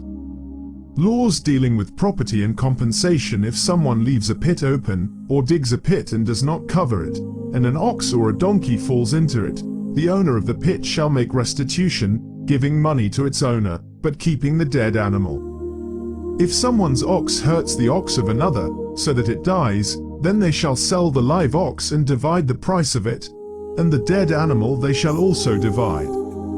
But if it was known that the ox was accustomed to gore in the past, and its owner has not restrained it, the owner shall restore ox for ox, but keep the dead animal. When someone steals an ox or a sheep, and slaughters it or sells it, the thief shall pay 5 oxen for an ox, and 4 sheep for a sheep. The thief shall make restitution, but if unable to do so, shall be sold for the theft. When the animal, whether ox or donkey or sheep, is found alive in the thief's possession, the thief shall pay double. If a thief is found breaking in, and is beaten to death, no blood guilt is incurred, but if it happens after sunrise, blood guilt is incurred. When someone causes a field or vineyard to be grazed over, or lets livestock loose to graze in someone else's field, restitution shall be made from the best in the owner's field or vineyard. When fire breaks out and catches in thorns so that the stacked grain or the standing grain or the field is consumed, the one who started the fire shall make full restitution. When someone delivers to a neighbor money or goods for safekeeping, and they are stolen from the neighbor's house, then the thief, if caught, shall pay double. If the thief is not caught, the owner of the house shall be brought before God, to determine whether or not the owner had laid hands on the neighbor's goods. In any case of disputed ownership involving ox, donkey, sheep, clothing, or any other loss, of which one party says, "This is mine," the case of both parties shall come before God. The one whom God condemns shall pay double to the other. When someone delivers to another a donkey, ox, sheep, or any other animal for safekeeping, and it dies or is injured or is carried off, without anyone seeing it, an oath before the Lord shall decide between the two of them that the one has not laid hands on the property of the other. The owner shall accept the oath, and no restitution shall be made. But if it was stolen, restitution shall be made to its owner. If it was mangled by beasts, let it be brought as evidence. Restitution shall not be made for the mangled remains. When someone borrows an animal from another and it is injured or dies, the owner not being present, full restitution shall be made. If the owner was present, there shall be no restitution. If it was hired, only the hiring fee is due. When a man seduces a virgin who is not engaged to be married, and lies with her, he shall give the bride price for her and make her his wife. But if her father refuses to give her to him, he shall pay an amount equal to the bride price for virgins. Social and religious commands: you shall not permit a female sorcerer to live. Whoever lies with an animal shall be put to death. Whoever sacrifices to any god, other than the Lord alone, shall be devoted to destruction. You shall not wrong or oppress a resident alien, for you were aliens in the land of Egypt. You shall not abuse any widow or orphan. If you do abuse them, when they cry out to me, I will surely heed their cry. My wrath will burn, and I will kill you with the sword, and your wives shall become widows and your children orphans. If you lend money to my people, to the poor among you, you shall not deal with them as a creditor. You shall not exact interest from them. If you take your neighbor's cloak in pawn, you shall restore it before the sun goes down, for it may be your neighbor's only clothing to use as cover. In what else shall that person sleep? And if your neighbor cries out to me, I will listen, for I am compassionate. You shall not revile God, or curse a leader of your people.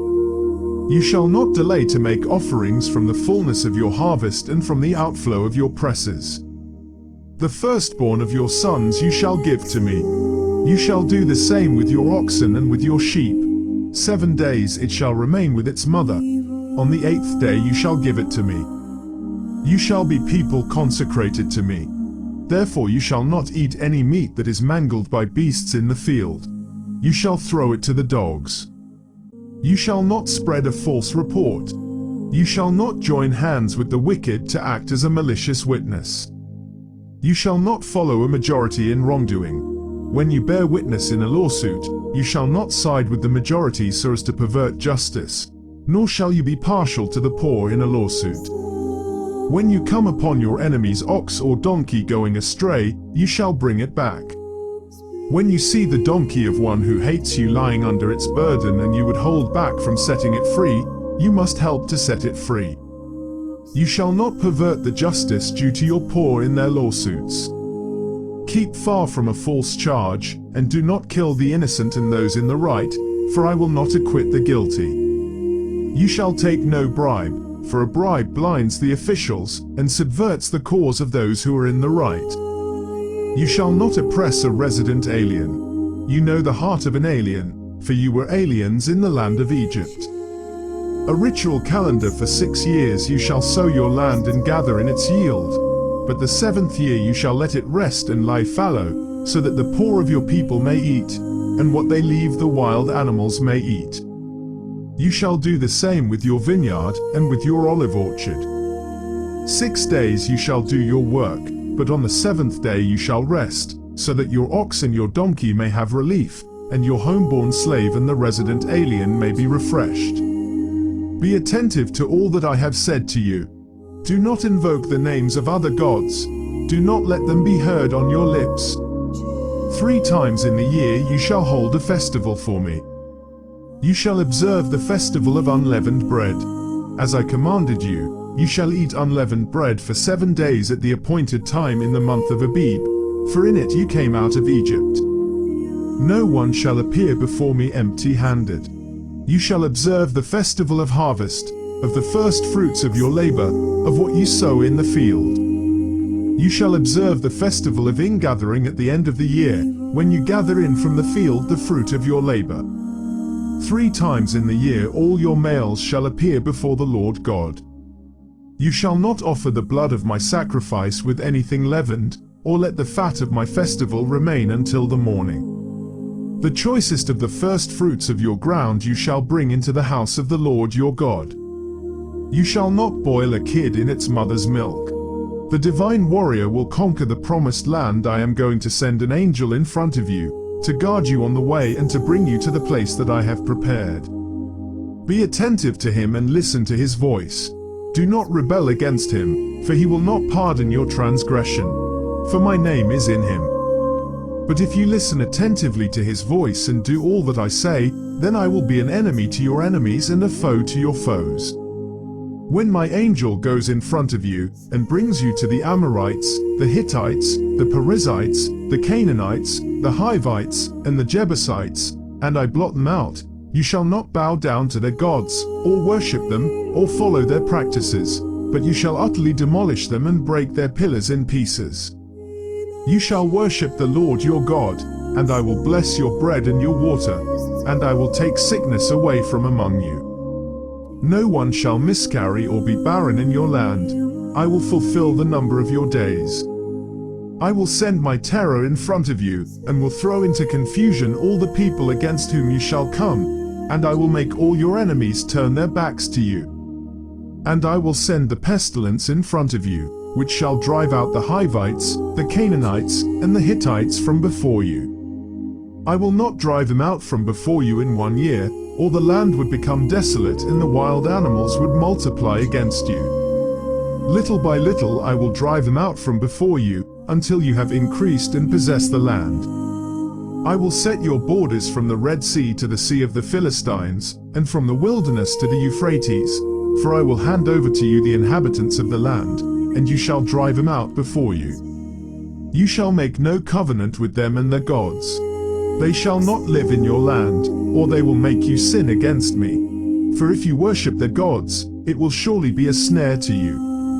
The covenant is ratified in 2 ceremonies. Then he said to Moses, Come up to the Lord, you and Aaron, Nadab, and Abihu, and 70 of the elders of Israel, and worship at a distance. Moses alone shall come near the Lord, but the others shall not come near, and the people shall not come up with him.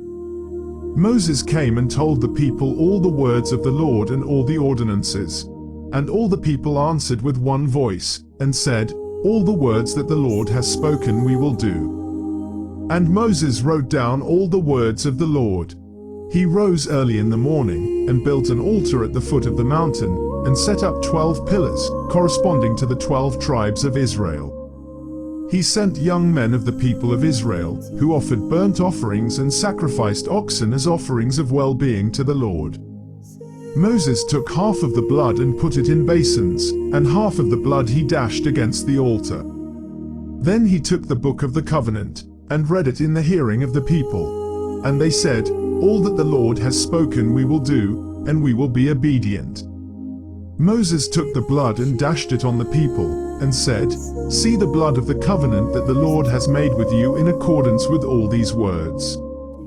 Then Moses and Aaron, Nadab, and Abihu, and 70 of the elders of Israel went up, and they saw the God of Israel. Under his feet there was something like a pavement of sapphire stone, like the very heaven for clearness. God did not lay his hand on the chief men of the people of Israel. Also they beheld God, and they ate and drank. Instructions for worship. Moses meets God on the mountain. The Lord said to Moses, Come up to me on the mountain, and wait there, and I will give you the tablets of stone, with the law and the commandment, which I have written for their instruction. So Moses set out with his assistant Joshua, and Moses went up into the mountain of God. To the elders he had said, Wait here for us, until we come to you again. For Aaron and Hur are with you. Whoever has a dispute may go to them. Then Moses went up on the mountain, and the cloud covered the mountain. The glory of the Lord settled on Mount Sinai, and the cloud covered it for 6 days. On the 7th day he called to Moses out of the cloud. Now the appearance of the glory of the Lord was like a devouring fire on the top of the mountain in the sight of the people of Israel. Moses entered the cloud, and went up on the mountain. Moses was on the mountain for 40 days and 40 nights. The tabernacle and its furnishings, the offering, the ark, the table, and the lampstand. The Lord said to Moses, Tell the Israelites to take for me an offering. From all whose hearts prompt them to give you shall receive the offering for me. This is the offering that you shall receive from them: gold, silver, and bronze, blue, purple, and crimson yarns and fine linen, goat's hair, tanned ram's skins, fine leather, acacia wood, oil for the lamps, spices for the anointing oil and for the fragrant incense, onyx stones and gems to be set in the ephod and for the breastpiece. And have them make me a sanctuary, so that I may dwell among them. In accordance with all that I show you concerning the pattern of the tabernacle and of all its furniture, so you shall make it. They shall make an ark of acacia wood. It shall be 2.5 cubits long, 1.5 cubits wide, and 1.5 cubits high. You shall overlay it with pure gold, inside and outside you shall overlay it, and you shall make a molding of gold upon it all around. You shall cast 4 rings of gold for it and put them on its 4 feet, 2 rings on the one side of it, and 2 rings on the other side.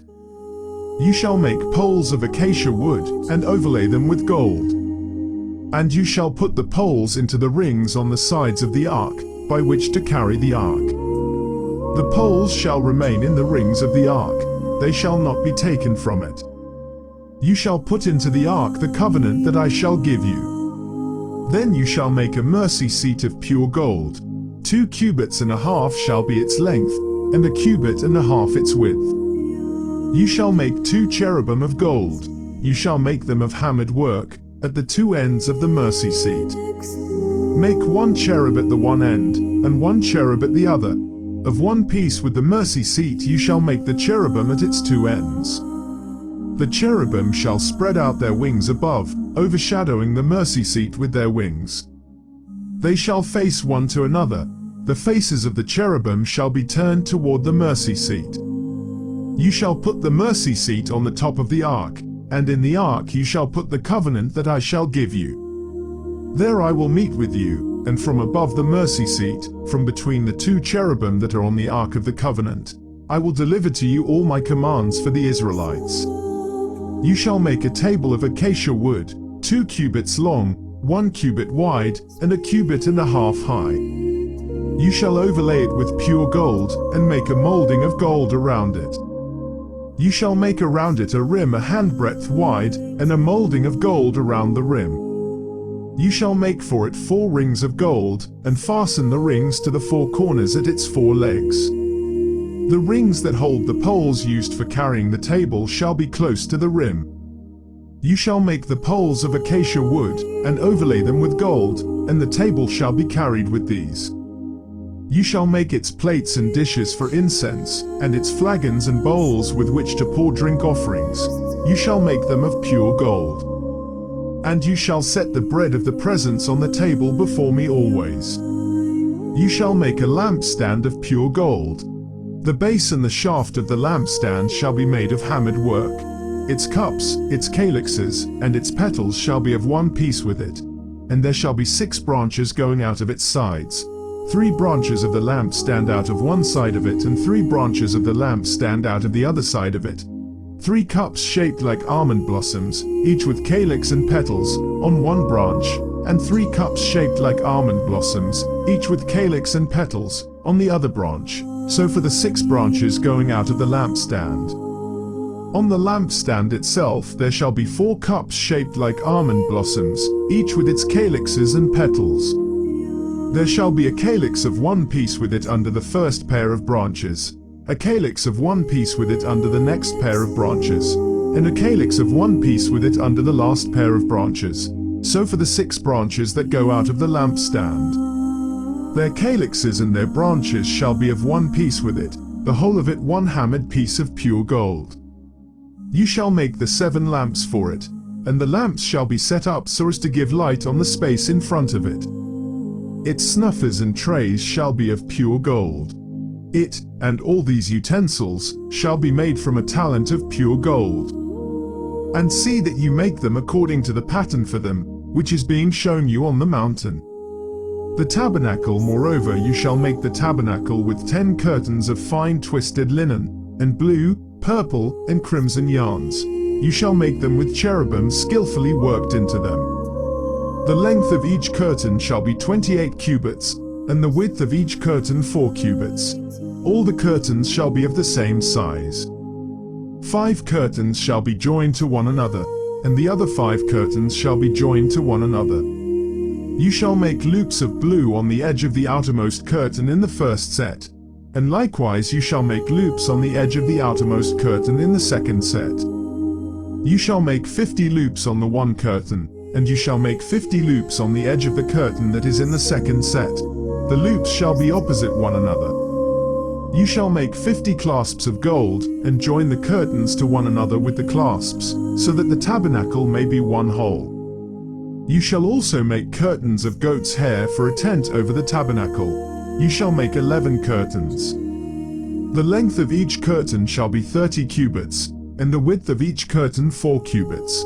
The 11 curtains shall be of the same size. You shall join 5 curtains by themselves, and 6 curtains by themselves, and the 6th curtain you shall double over at the front of the tent. You shall make 50 loops on the edge of the curtain that is outermost in one set, and 50 loops on the edge of the curtain that is outermost in the second set. You shall make 50 clasps of bronze, and put the clasps into the loops, and join the tent together, so that it may be one whole.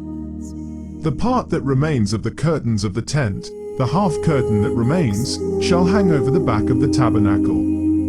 The cubit on the one side, and the cubit on the other side, of what remains in the length of the curtains of the tent, shall hang over the sides of the tabernacle, on this side and that side, to cover it. You shall make for the tent a covering of tanned ram's skins and an outer covering of fine leather. You shall make upright frames of acacia wood for the tabernacle. 10 cubits shall be the length of a frame, and a cubit and a half the width of each frame. There shall be 2 pegs in each frame to fit the frames together. You shall make these for all the frames of the tabernacle. You shall make the frames for the tabernacle, 20 frames for the south side, and you shall make 40 bases of silver under the 20 frames, 2 bases under the first frame for its 2 pegs, and 2 bases under the next frame for its 2 pegs, and for the second side of the tabernacle, on the north side 20 frames, and their 40 bases of silver, 2 bases under the first frame, and 2 bases under the next frame. And for the rear of the tabernacle westward you shall make 6 frames. You shall make 2 frames for corners of the tabernacle in the rear. They shall be separate beneath, but joined at the top, at the first ring. It shall be the same with both of them. They shall form the 2 corners. And so there shall be 8 frames, with their bases of silver, 16 bases. 2 bases under the first frame, and 2 bases under the next frame. You shall make bars of acacia wood, 5 for the frames of the one side of the tabernacle, and 5 bars for the frames of the other side of the tabernacle, and 5 bars for the frames of the side of the tabernacle at the rear westward. The middle bar, halfway up the frames, shall pass through from end to end.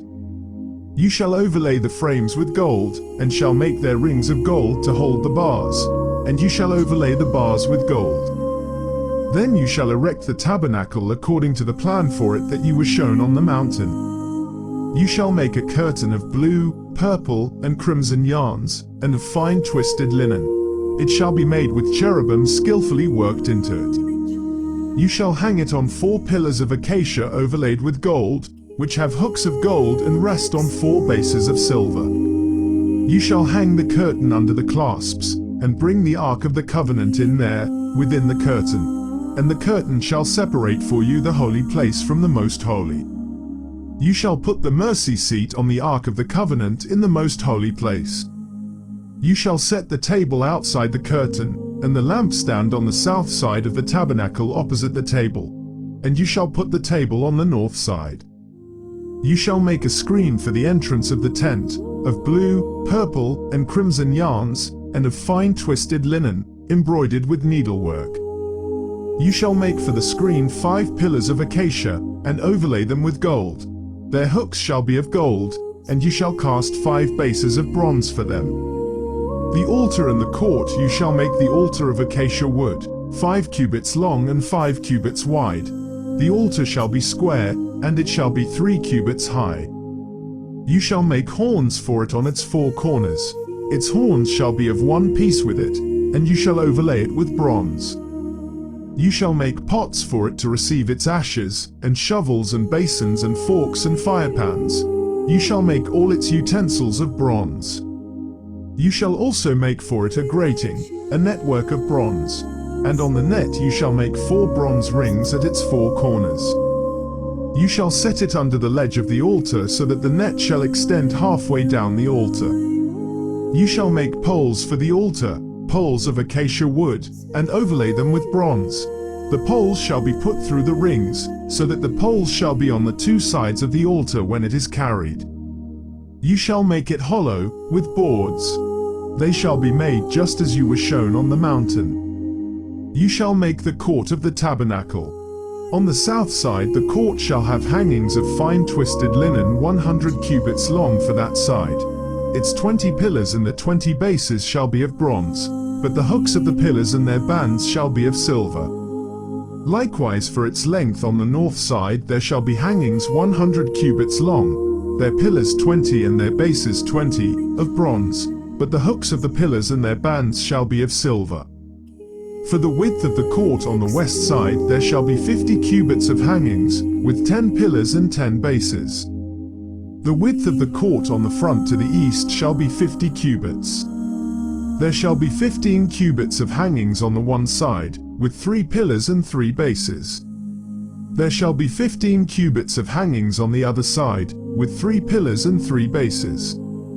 For the gate of the court there shall be a screen 20 cubits long, of blue, purple, and crimson yarns, and of fine twisted linen, embroidered with needlework. It shall have 4 pillars and with them 4 bases. All the pillars around the court shall be banded with silver. Their hooks shall be of silver, and their bases of bronze.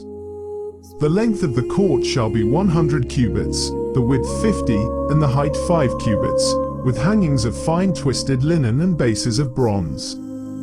All the utensils of the tabernacle for every use, and all its pegs and all the pegs of the court, shall be of bronze. You shall further command the Israelites to bring you pure oil of beaten olives for the light, so that a lamp may be set up to burn regularly. In the tent of meeting, outside the curtain that is before the covenant, Aaron and his sons shall tend it from evening to morning before the Lord. It shall be a perpetual ordinance to be observed throughout their generations by the Israelites. The priests then bring near to you your brother Aaron, and his sons with him, from among the Israelites, to serve me as priests. Aaron and Aaron's sons, Nadab and Abihu, Eleazar and Ithamar. You shall make sacred vestments for the glorious adornment of your brother Aaron.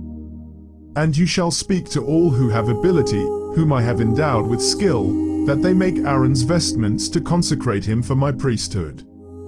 These are the vestments that they shall make: a breastpiece, an ephod, a robe, a checkered tunic, a turban, and a sash. When they make these sacred vestments for your brother Aaron and his sons to serve me as priests, they shall use gold, blue, purple, and crimson yarns, and fine linen. They shall make the ephod of gold, of blue, purple, and crimson yarns, and of fine twisted linen, skillfully worked.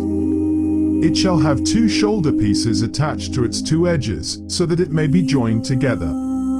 The decorated band on it shall be of the same workmanship and materials, of gold, of blue, purple, and crimson yarns, and of fine twisted linen. You shall take 2 onyx stones, and engrave on them the names of the sons of Israel, 6 of their names on the one stone, and the names of the remaining 6 on the other stone, in the order of their birth. As a gem cutter engraves signets, so you shall engrave the 2 stones with the names of the sons of Israel.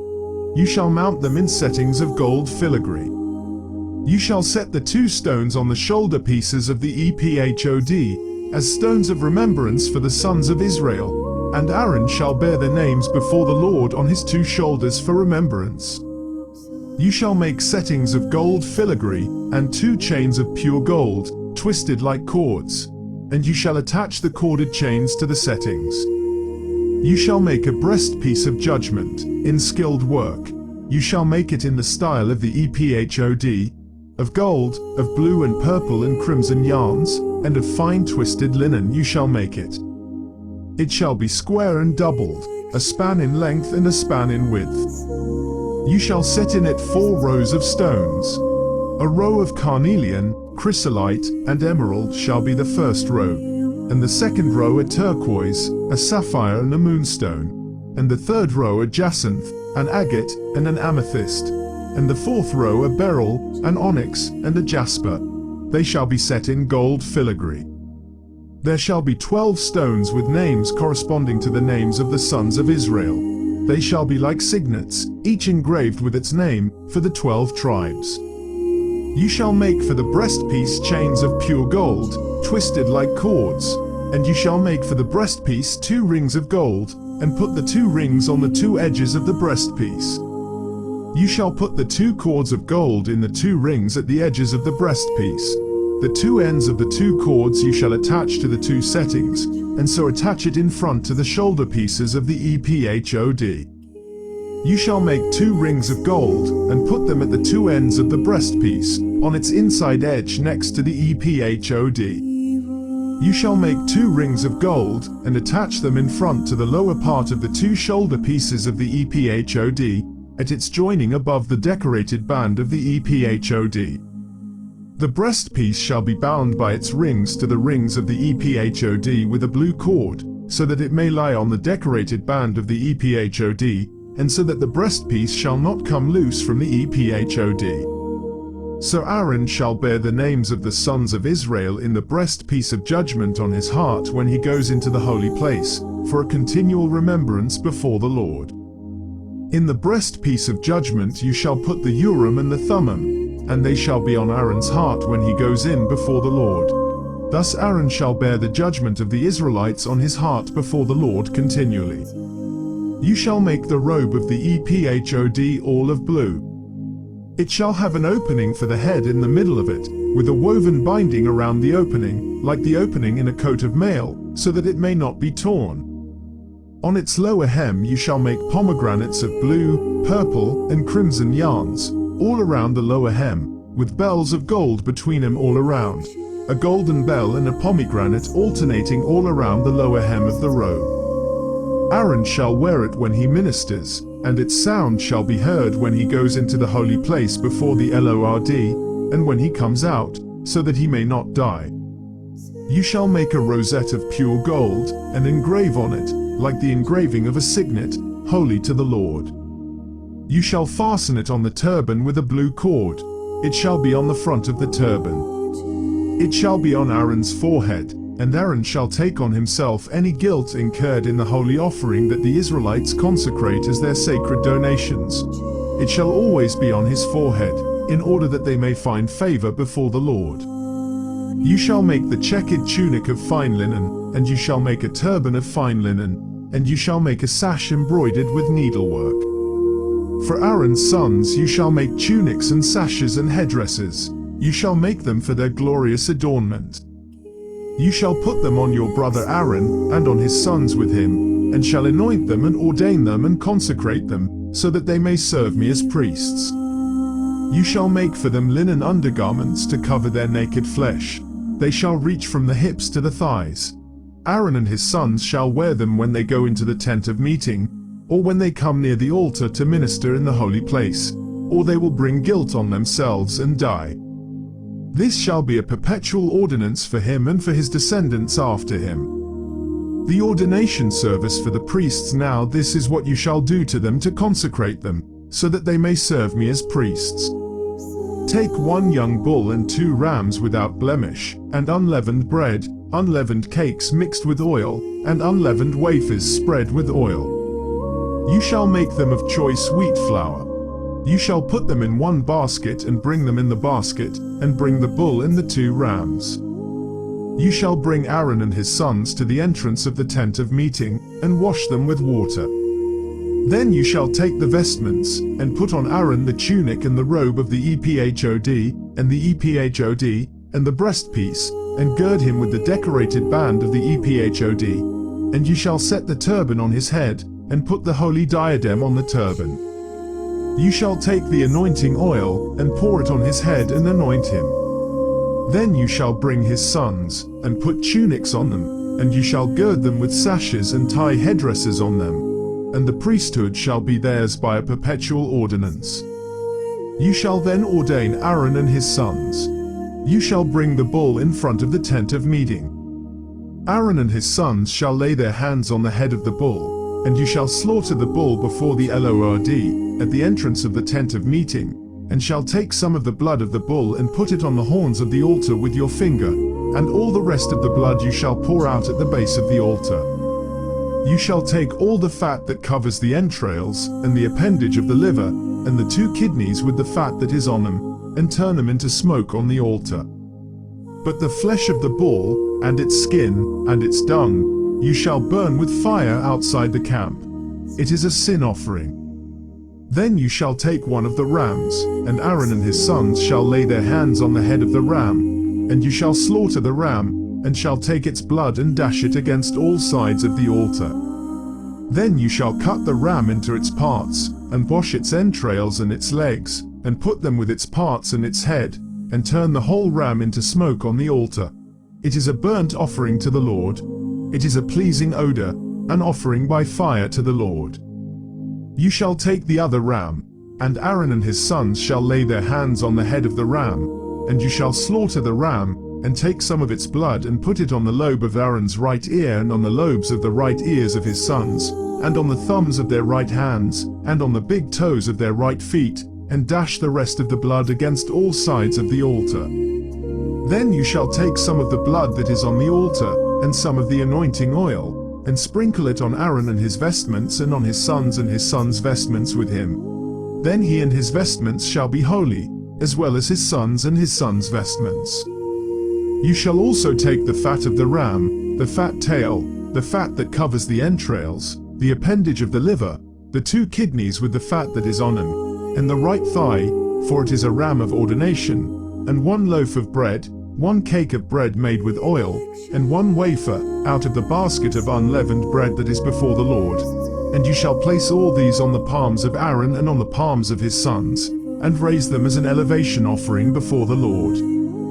Then you shall take them from their hands, and turn them into smoke on the altar on top of the burnt offering of pleasing odor before the Lord. It is an offering by fire to the Lord.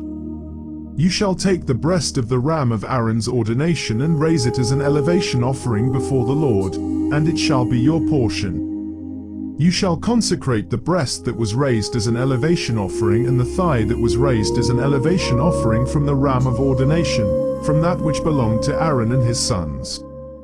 These things shall be a perpetual ordinance for Aaron and his sons from the Israelites, for this is an offering. And it shall be an offering by the Israelites from their sacrifice of offerings of well-being, their offering to the Lord. The sacred vestments of Aaron shall be passed on to his sons after him. They shall be anointed in them and ordained in them. The son who is priest in his place shall wear them 7 days, when he comes into the tent of meeting to minister in the holy place. You shall take the ram of ordination, and boil its flesh in a holy place. And Aaron and his sons shall eat the flesh of the ram and the bread that is in the basket, at the entrance of the tent of meeting. They themselves shall eat the food by which atonement is made, to ordain and consecrate them, but no one else shall eat of them, because they are holy. If any of the flesh for the ordination, or of the bread, remains until the morning, then you shall burn the remainder with fire. It shall not be eaten, because it is holy. Thus you shall do to Aaron and to his sons, just as I have commanded you. Through 7 days you shall ordain them. Also every day you shall offer a bull as a sin offering for atonement. Also you shall offer a sin offering for the altar, when you make atonement for it, and shall anoint it, to consecrate it. 7 days you shall make atonement for the altar, and consecrate it, and the altar shall be most holy. Whatever touches the altar shall become holy. The regular burnt offering. The purpose of the entire story now: this is what you shall offer on the altar. 2 lambs a year old regularly each day. 1 lamb you shall offer in the morning, and the other lamb you shall offer in the evening. And with the first lamb 1/10 of a measure of choice flour mixed with 1/4 of a hin of beaten oil, and 1/4 of a hin of wine for a drink offering. And the other lamb you shall offer in the evening, and shall offer with it a grain offering and its drink offering, as in the morning, for a pleasing odor, an offering by fire to the Lord. It shall be a regular burnt offering throughout your generations at the entrance of the tent of meeting before the Lord, where I will meet with you, to speak to you there. I will meet with the Israelites there, and it shall be sanctified by my glory. I will consecrate the tent of meeting and the altar. Aaron also and his sons I will consecrate, to serve me as priests. I will dwell among the Israelites, and I will be their God. And they shall know that I am the Lord their God, who brought them out of the land of Egypt, that I might dwell among them. I am the Lord their God. Concluding instructions. The incense altar: you shall make an altar on which to offer incense. You shall make it of acacia wood. It shall be 1 cubit long, and 1 cubit wide. It shall be square, and shall be 2 cubits high. Its horns shall be of one piece with it. You shall overlay it with pure gold, its top, and its sides all around, and its horns. and you shall make for it a molding of gold all around. And you shall make 2 golden rings for it. Under its molding on 2 opposite sides of it you shall make them, and they shall hold the poles with which to carry it. You shall make the poles of acacia wood, and overlay them with gold. You shall place it in front of the curtain that is above the Ark of the Covenant, in front of the mercy seat that is over the covenant, where I will meet with you. Aaron shall offer fragrant incense on it. Every morning when he dresses the lamps he shall offer it, and when Aaron sets up the lamps in the evening, he shall offer it, a regular incense offering before the Lord throughout your generations. You shall not offer unholy incense on it, or a burnt offering, or a grain offering, and you shall not pour a drink offering on it. Once a year Aaron shall perform the rite of atonement on its horns. Throughout your generations he shall perform the atonement for it once a year with the blood of the atoning sin offering. It is most holy to the Lord. The tax for the support of the sanctuary the Lord spoke to Moses. When you take a census of the Israelites to register them, at registration all of them shall give a ransom for their lives to the Lord, so that no plague may come upon them for being registered. This is what each one who is registered shall give: half a shekel according to the shekel of the sanctuary. The shekel is 20 gerahs. Half a shekel is an offering to the Lord. Each one who is registered, from 20 years old and upward, shall give the Lord's offering. The rich shall not give more, and the poor shall not give less than the half shekel, when you bring this offering to the Lord to make atonement for your lives. You shall take the atonement money from the Israelites and shall designate it for the service of the tent of meeting. Before the Lord it will be a reminder to the Israelites of the ransom given for your lives. The bronze basin for ritual cleaning the Lord spoke to Moses. You shall make a bronze basin with a bronze stand for washing. You shall put it between the tent of meeting and the altar, and you shall put water in it. With the water Aaron and his sons shall wash their hands and their feet. When they go into the tent of meeting, or when they come near the altar to minister, to make an offering by fire to the Lord, they shall wash with water, so that they may not die. They shall wash their hands and their feet, so that they may not die. It shall be a perpetual ordinance for them, for him and for his descendants throughout their generations. The recipe for the holy anointing oil the Lord spoke to Moses. Take the finest spices, of liquid myrrh 500 shekels, and of sweet-smelling cinnamon half as much, that is, 250, and 250 of aromatic cane, and 500 of cassia, measured by the sanctuary shekel, and a hin of olive oil. And you shall make of these a sacred anointing oil blended as by the perfumer. It shall be a holy anointing oil. With it you shall anoint the tent of meeting and the ark of the covenant, and the table and all its utensils, and the lampstand and its utensils, and the altar of incense, and the altar of burnt offering with all its utensils, and the basin with its stand. You shall consecrate them, so that they may be most holy. Whatever touches them will become holy. You shall anoint Aaron and his sons, and consecrate them, in order that they may serve me as priests. You shall say to the Israelites, "This shall be my holy anointing oil throughout your generations. It shall not be used in any ordinary anointing of the body, and you shall make no other like it in composition. It is holy, and it shall be holy to you. Whoever compounds any like it, or whoever puts any of it on an unqualified person shall be cut off from the people." The recipe for the incense the Lord said to Moses. Take sweet spices, staccia, and onycha, and galbanum, sweet spices with pure frankincense, an equal part of each, and make an incense blended as by the perfumer, seasoned with salt, pure and holy. And you shall beat some of it into powder, and put part of it before the covenant in the tent of meeting where I shall meet with you. It shall be for you most holy. When you make incense according to this composition, you shall not make it for yourselves. It shall be regarded by you as holy to the Lord. Whoever makes any like it to use as perfume shall be cut off from the people. The appointment of 2 leaders of the artisans the Lord spoke to Moses. See, I have called by name Bezalel son of Uri son of Hur, of the tribe of Judah, and I have filled him with divine spirit, with ability, intelligence, and knowledge in every kind of craft, to devise artistic designs, to work in gold, silver, and bronze, in cutting stones for setting, and in carving wood, in every kind of craft. Moreover, I have appointed with him Oholiab son of Ahisamach, of the tribe of Dan, and I have given skill to all the skillful, so that they may make all that I have commanded you, the tent of meeting, and the ark of the covenant, and the mercy seat that is on it, and all the furnishings of the tent, the table and its utensils, and the pure lampstand with all its utensils, and the altar of incense, and the altar of burnt offering with all its utensils, and the basin with its stand, and the finely worked vestments, the holy vestments for the priest Aaron and the vestments of his sons, for their service as priests, and the intonoil and the thrag and sense for the holy place. They shall do just as I have commanded you. The Sabbath command the Lord said to Moses, You yourself are to speak to the Israelites. You shall keep my Sabbaths, for this is a sign between me and you throughout your generations, given in order that you may know that I, the Lord, sanctify you. You shall keep the Sabbath, because it is holy for you. Everyone who profanes it shall be put to death. Whoever does any work on it shall be cut off from among the people. 6 days shall work be done, but the seventh day is a Sabbath of solemn rest, holy to the Lord. Whoever does any work on the Sabbath day shall be put to death.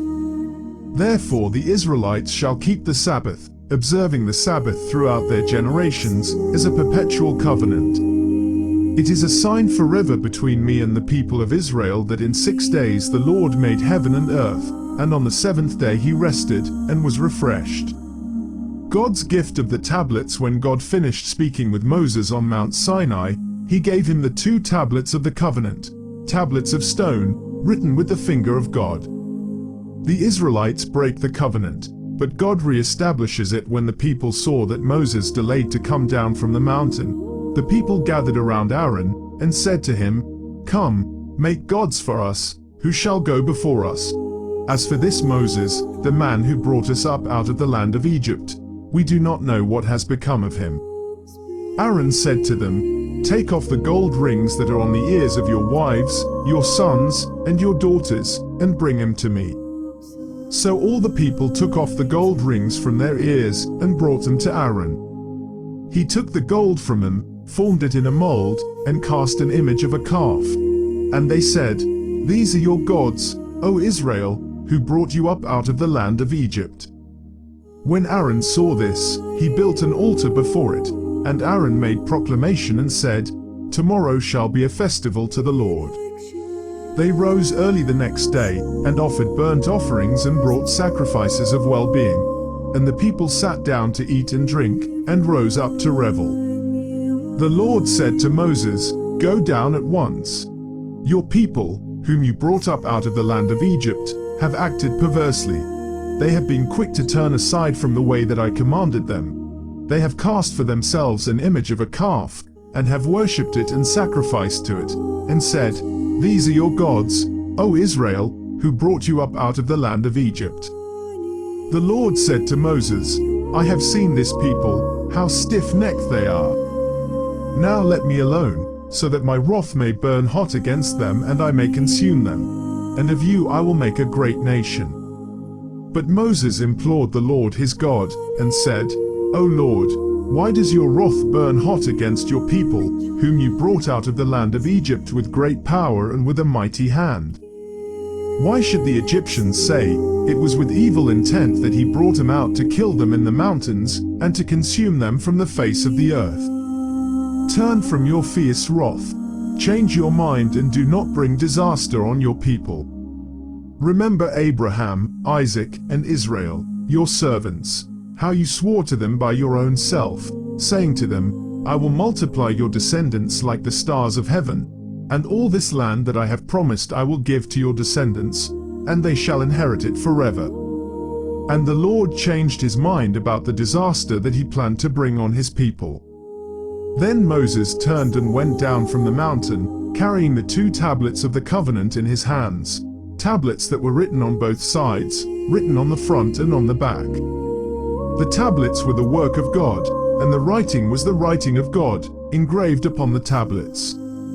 When Joshua heard the noise of the people as they shouted, he said to Moses, "There is a noise of war in the camp." But he said, "It is not the sound made by victors, or the sound made by losers. It is the sound of revelers that I hear."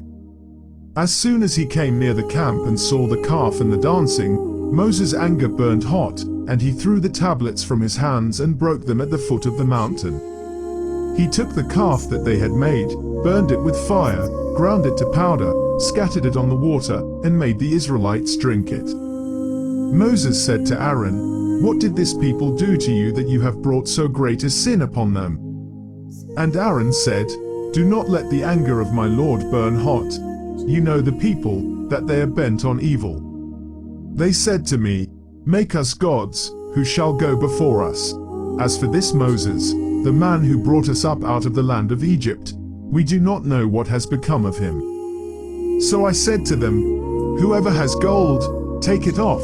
So they gave it to me, and I threw it into the fire, and out came this calf. When Moses saw that the people were running wild, for Aaron had let them run wild, to the derision of their enemies, then Moses stood in the gate of the camp, and said, "Who is on the Lord's side?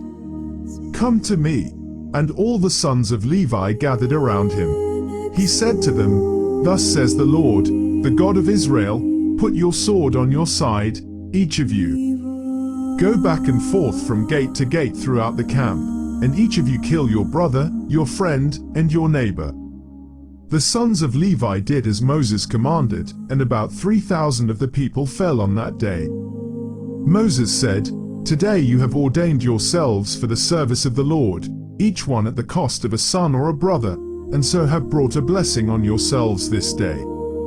On the next day Moses said to the people, "You have sinned a great sin.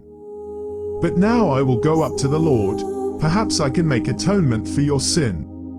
So Moses returned to the Lord and said, "Alas, this people has sinned a great sin. They have made for themselves gods of gold. But now, if you will only forgive their sin, but if not, blot me out of the book that you have written." But the Lord said to Moses, "Whoever has sinned against me I will blot out of my book. But now go, lead the people to the place about which I have spoken to you. See, my angel shall go in front of you. Nevertheless, when the day comes for punishment, I will punish them for their sin."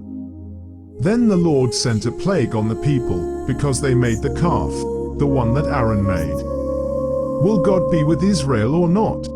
The Lord said to Moses, "Go, leave this place, you and the people whom you have brought up out of the land of Egypt, and go to the land of which I swore to Abraham, Isaac, and Jacob, saying, 'To your descendants I will give it.' I will send an angel before you, and I will drive out the Canaanites, the Amorites, the Hittites, the Perizzites, the Hivites, and the Jebusites. Go up to a land flowing with milk and honey, but I will not go up among you, or I would consume you on the way, for you are a stiff-necked people." When the people heard these harsh words, they mourned, and no one put on ornaments. For the Lord had said to Moses, "Say to the Israelites, 'You are a stiff-necked people. If for a single moment I should go up among you, I would consume you. So now take off your ornaments, and I will decide what to do to you." Therefore the Israelites stripped themselves of their ornaments, from Mount Horeb onward. Now Moses used to take the tent and pitch it outside the camp, far off from the camp. He called it the tent of meeting. And everyone who sought the Lord would go out to the tent of meeting, which was outside the camp. Whenever Moses went out to the tent, all the people would rise and stand, each of them, at the entrance of their tents and watch Moses until he had gone into the tent. When Moses entered the tent, the pillar of cloud would descend and stand at the entrance of the tent, and the Lord would speak with Moses. When all the people saw the pillar of cloud standing at the entrance of the tent, all the people would rise and bow down, all of them, at the entrance of their tent. Thus the Lord used to speak to Moses face to face, as one speaks to a friend. Then he would return to the camp. But his young assistant, Joshua son of Nun, would not leave the tent. Moses said to the Lord, "See, you have said to me, 'Bring up this people, but you have not let me know whom you will send with me. Yet you have said, I know you by name, and you have also found favor in my sight. Now if I have found favor in your sight, show me your ways, so that I may know you and find favor in your sight. Consider too that this nation is your people. He said, my presence will go with you, and I will give you rest. And he said to him, if your presence will not go, do not carry us up from here. For how shall it be known that I have found favor in your sight, I and your people, unless you go with us? In this way, we shall be distinct, I and your people, from every people on the face of the earth. The Lord said to Moses, I will do the very thing that you have asked, for you have found favor in my sight, and I know you by name. Moses said, show me your glory, I pray. And he said, I will make all my goodness pass before you, and will proclaim before you the name, the Lord, and I will be gracious to whom I will be gracious, and will show mercy on whom I will show mercy. But, he said, you cannot see my face, for no one shall see me and live. And the Lord continued, see, there is a place by me where you shall stand on the rock. And while my glory passes by, I will put you in a cleft of the rock, and I will cover you with my hand until I have passed by. Then I will take away my hand, and you shall see my back, but my face shall not be seen. God renews the covenant. The Lord said to Moses, cut 2 tablets of stone like the former ones, and I will write on the tablets the words that were on the former tablets, which you broke. Be ready in the morning, and come up in the morning to Mount Sinai and present yourself there to me, on the top of the mountain. No one shall come up with you, and do not let anyone be seen throughout all the mountain, and do not let flocks or herds graze in front of that mountain. So Moses cut 2 tablets of stone like the former ones, and he rose early in the morning and went up on Mount Sinai, as the Lord had commanded him, and took in his hand the 2 tablets of stone. The Lord descended in the cloud and stood with him there, and proclaimed the name, the Lord. The Lord passed before him, and proclaimed, the Lord, the Lord, a God merciful and gracious, slow to anger, and abounding in steadfast love and faithfulness, keeping steadfast love for the 1000th generation, forgiving iniquity and transgression and sin, yet by no means clearing the guilty, but visiting the iniquity of the parents upon the children and the children's children, to the 3rd and the 4th generation. And Moses quickly bowed his head toward the earth, and worshipped. He said, if now I have found favor in your sight, O Lord, I pray, let the Lord go with us. Although this is a stiff-necked people, pardon our iniquity and our sin, and take us for your inheritance. He said, I hereby make a covenant. Before all your people I will perform marvels, such as have not been performed in all the earth or in any nation. And all the people among whom you live shall see the work of the Lord, for it is an awesome thing that I will do with you. Observe what I command you today. See, I will drive out before you the Amorites, the Canaanites, the Hittites, the Perizzites, the Hivites, and the Jebusites. Take care not to make a covenant with the inhabitants of the land to which you are going, or it will become a snare among you. You shall tear down their altars, break their pillars, and cut down their sacred poles, for you shall worship no other God, because the Lord, whose name is jealous, is a jealous God.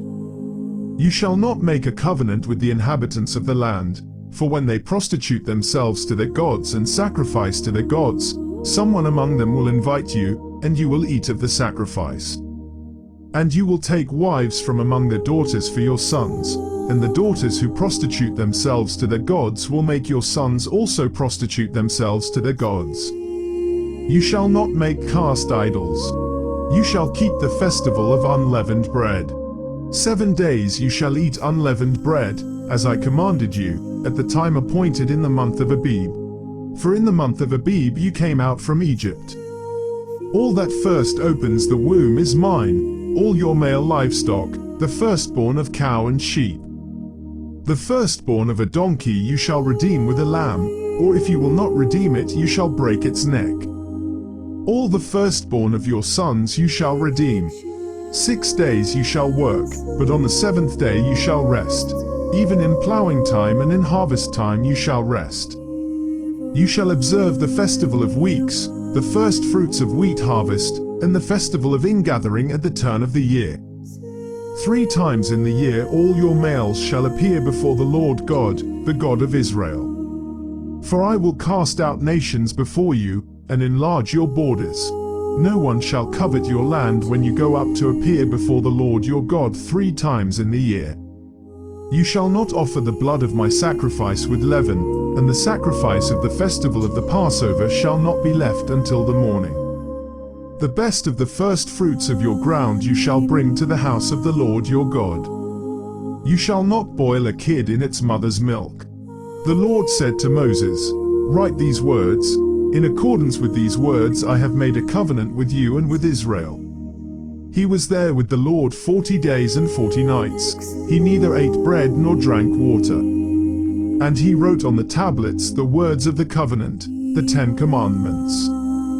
Moses came down from Mount Sinai. As he came down from the mountain with the 2 tablets of the covenant in his hand, Moses did not know that the skin of his face shone because he had been talking with God. When Aaron and all the Israelites saw Moses, the skin of his face was shining, and they were afraid to come near him. But Moses called to them, and Aaron and all the leaders of the congregation returned to him, and Moses spoke with them. Afterward all the Israelites came near, and he gave them in commandment all that the Lord had spoken with him on Mount Sinai. When Moses had finished speaking with them, he put a veil on his face, but whenever Moses went in before the Lord to speak with him, he would take the veil off until he came out. And when he came out and told the Israelites what he had been commanded, the Israelites would see the face of Moses, that the skin of his face was shining, and Moses would put the veil on his face again until he went in to speak with him. Israel obeys instructions, and God takes up residence with them.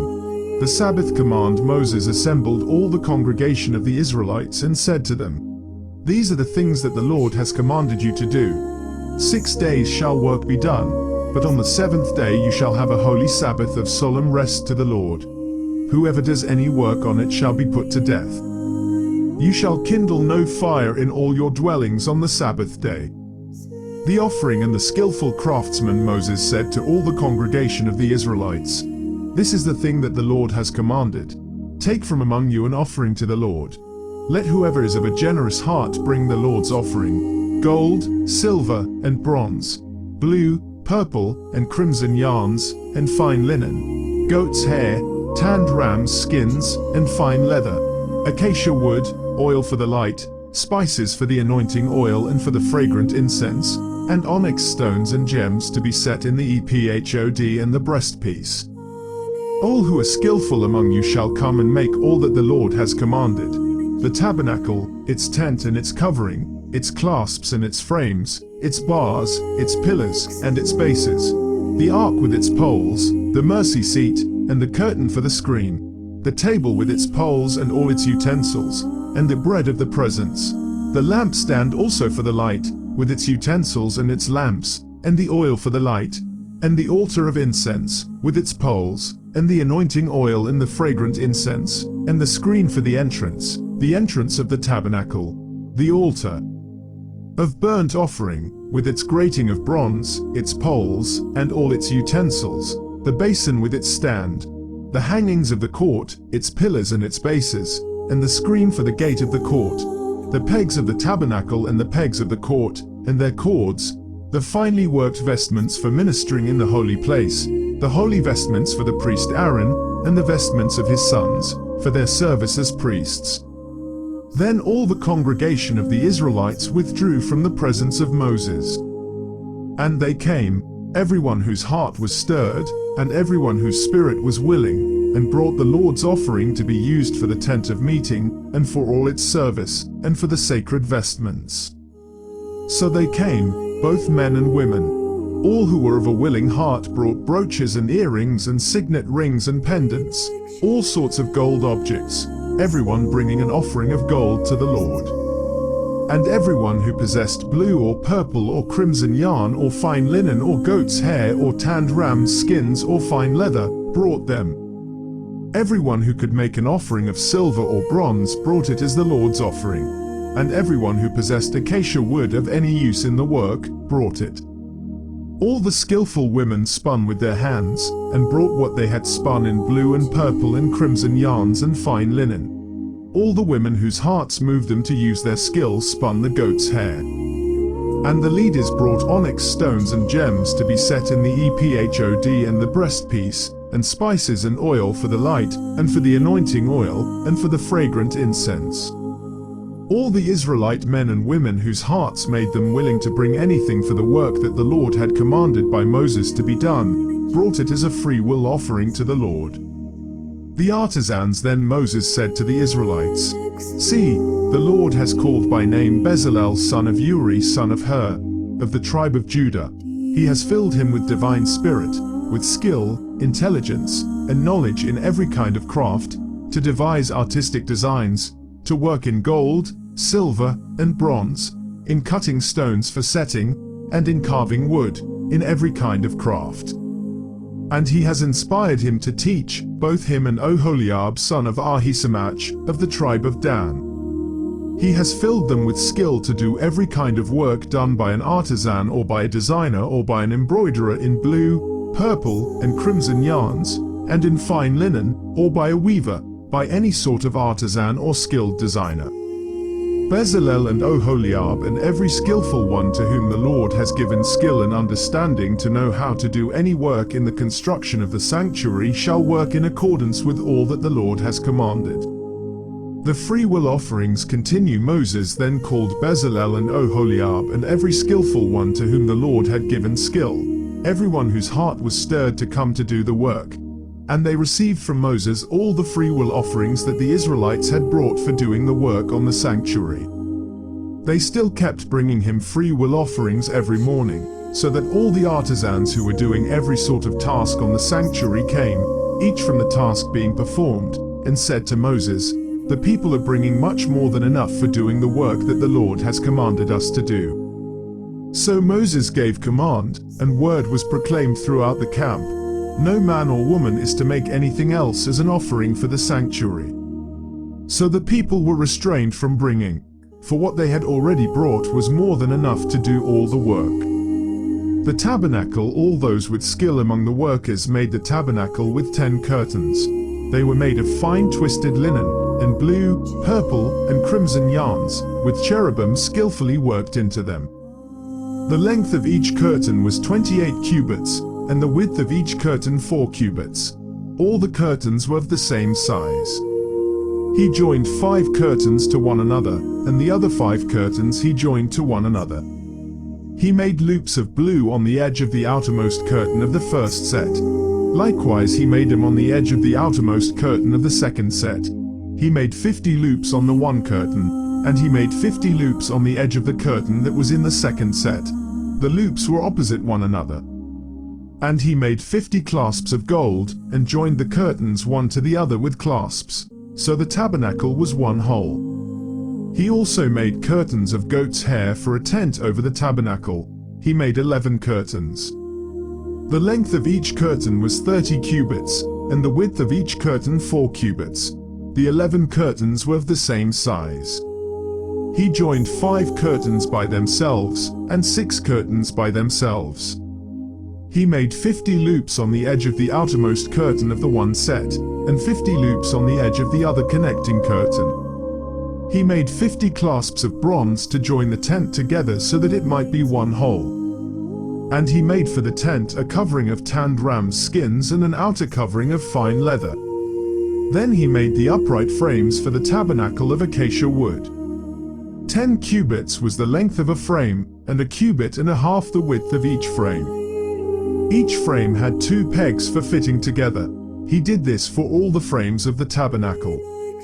The frames for the tabernacle he made in this way: 20 frames for the south side, and he made 40 bases of silver under the 20 frames, 2 bases under the first frame for its 2 pegs, and 2 bases under the next frame for its 2 pegs.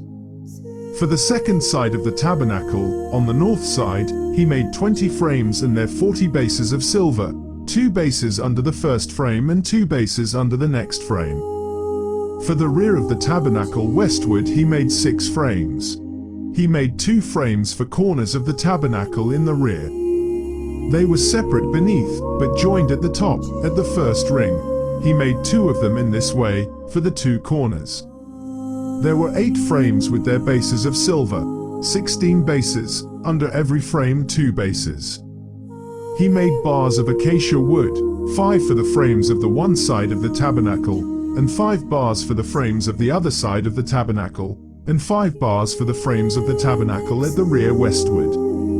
He made the middle bar to pass through from end to end halfway up the frames.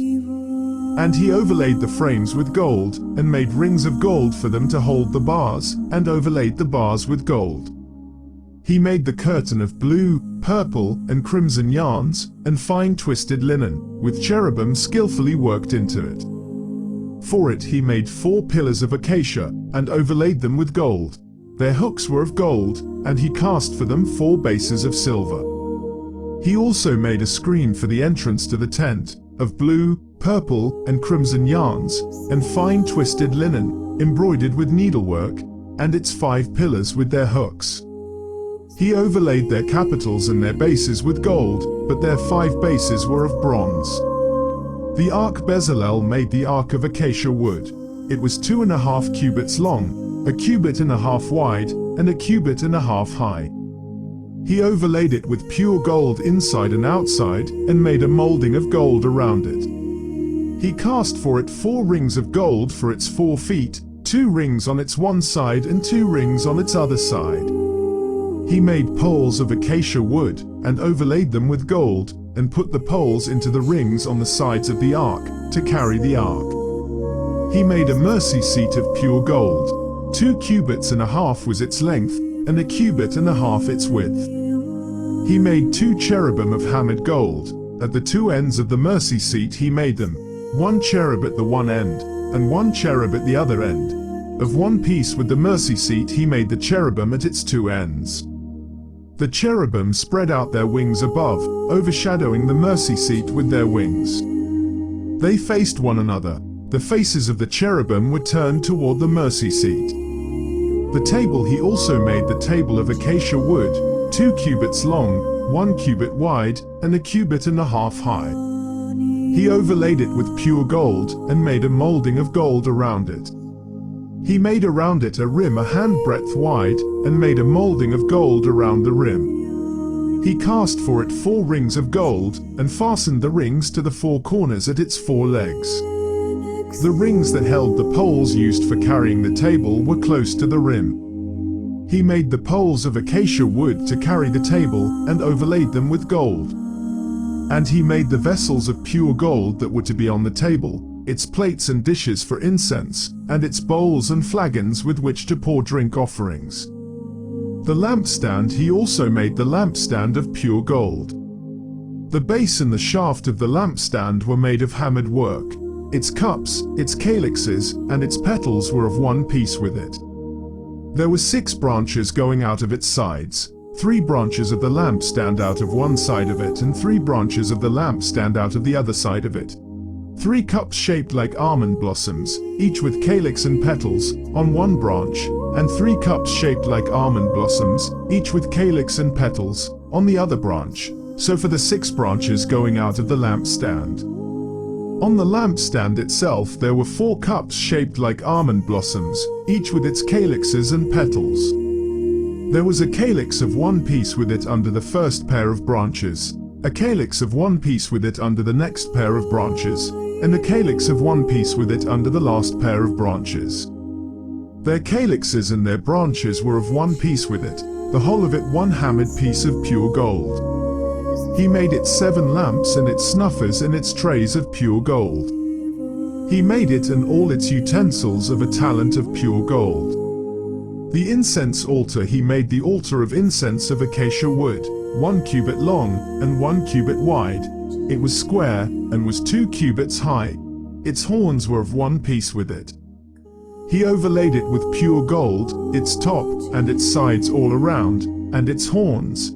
And he made for it a molding of gold all around, and made 2 golden rings for it under its molding, on 2 opposite sides of it, to hold the poles with which to carry it. And he made the poles of acacia wood, and overlaid them with gold. The anointing oil and incense he made the holy anointing oil also, and the pure fragrant incense, blended as by the perfumer. The sacrificial altar he made the altar of burnt offering also of acacia wood.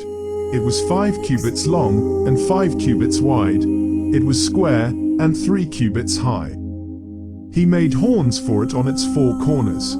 Its horns were of one piece with it, and he overlaid it with bronze.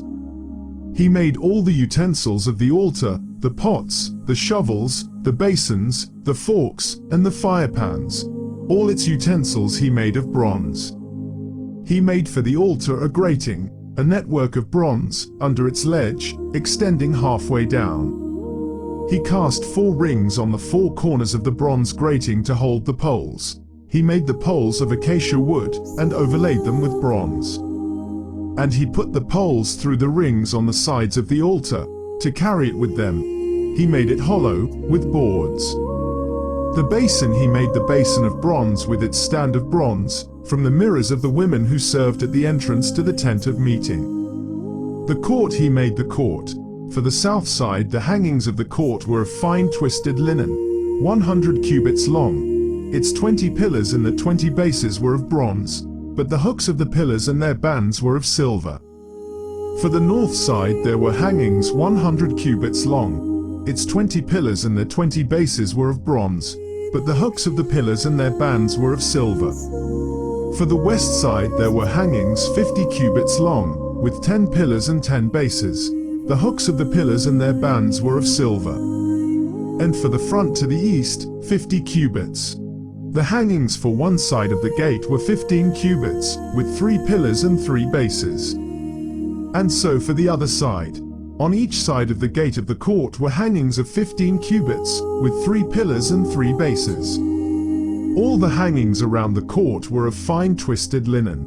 The bases for the pillars were of bronze, but the hooks of the pillars and their bands were of silver.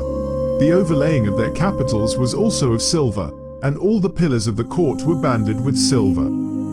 The screen for the entrance to the court was embroidered with needlework in blue, purple, and crimson yarns and fine twisted linen. It was 20 cubits long and, along the width of it, 5 cubits high, corresponding to the hangings of the court. There were 4 pillars. Their 4 bases were of bronze, their hooks of silver, and the overlaying of their capitals and their bands of silver. All the pegs for the tabernacle and for the court all around were of bronze. The records, these are the records of the tabernacle of the covenant, which were drawn up at the commandment of Moses, the work of the Levites being under the direction of Ithamar son of the priest Aaron.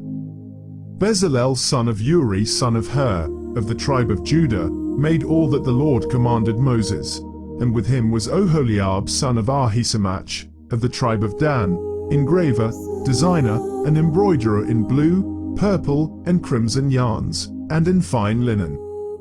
All the gold that was used for the work, in all the construction of the sanctuary, the gold from the offering, was 29 talents and 730 shekels, measured by the sanctuary shekel.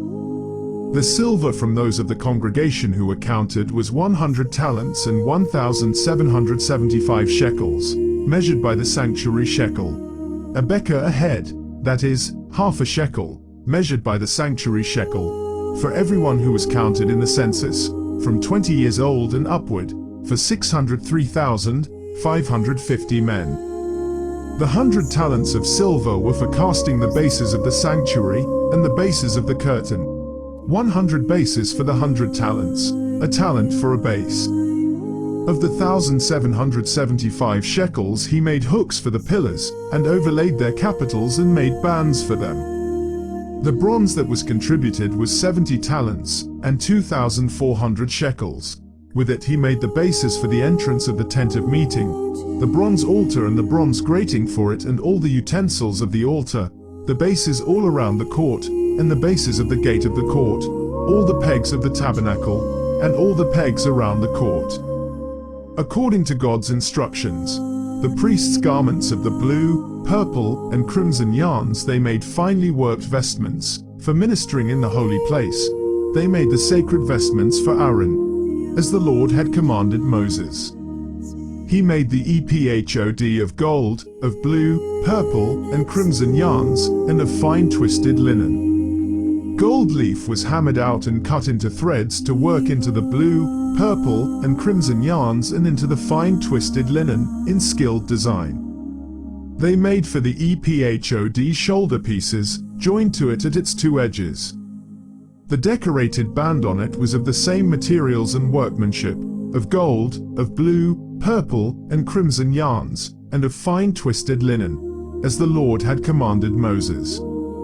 The onyx stones were prepared, enclosed in settings of gold filigree and engraved like the engravings of a signet, according to the names of the sons of Israel. He set them on the shoulder pieces of the ephod, to be stones of remembrance for the sons of Israel, as the Lord had commanded Moses. He made the breastpiece, in skilled work, like the work of the ephod, of gold, of blue, purple, and crimson yarns, and of fine twisted linen. It was square. The breastpiece was made double, a span in length and a span in width when doubled.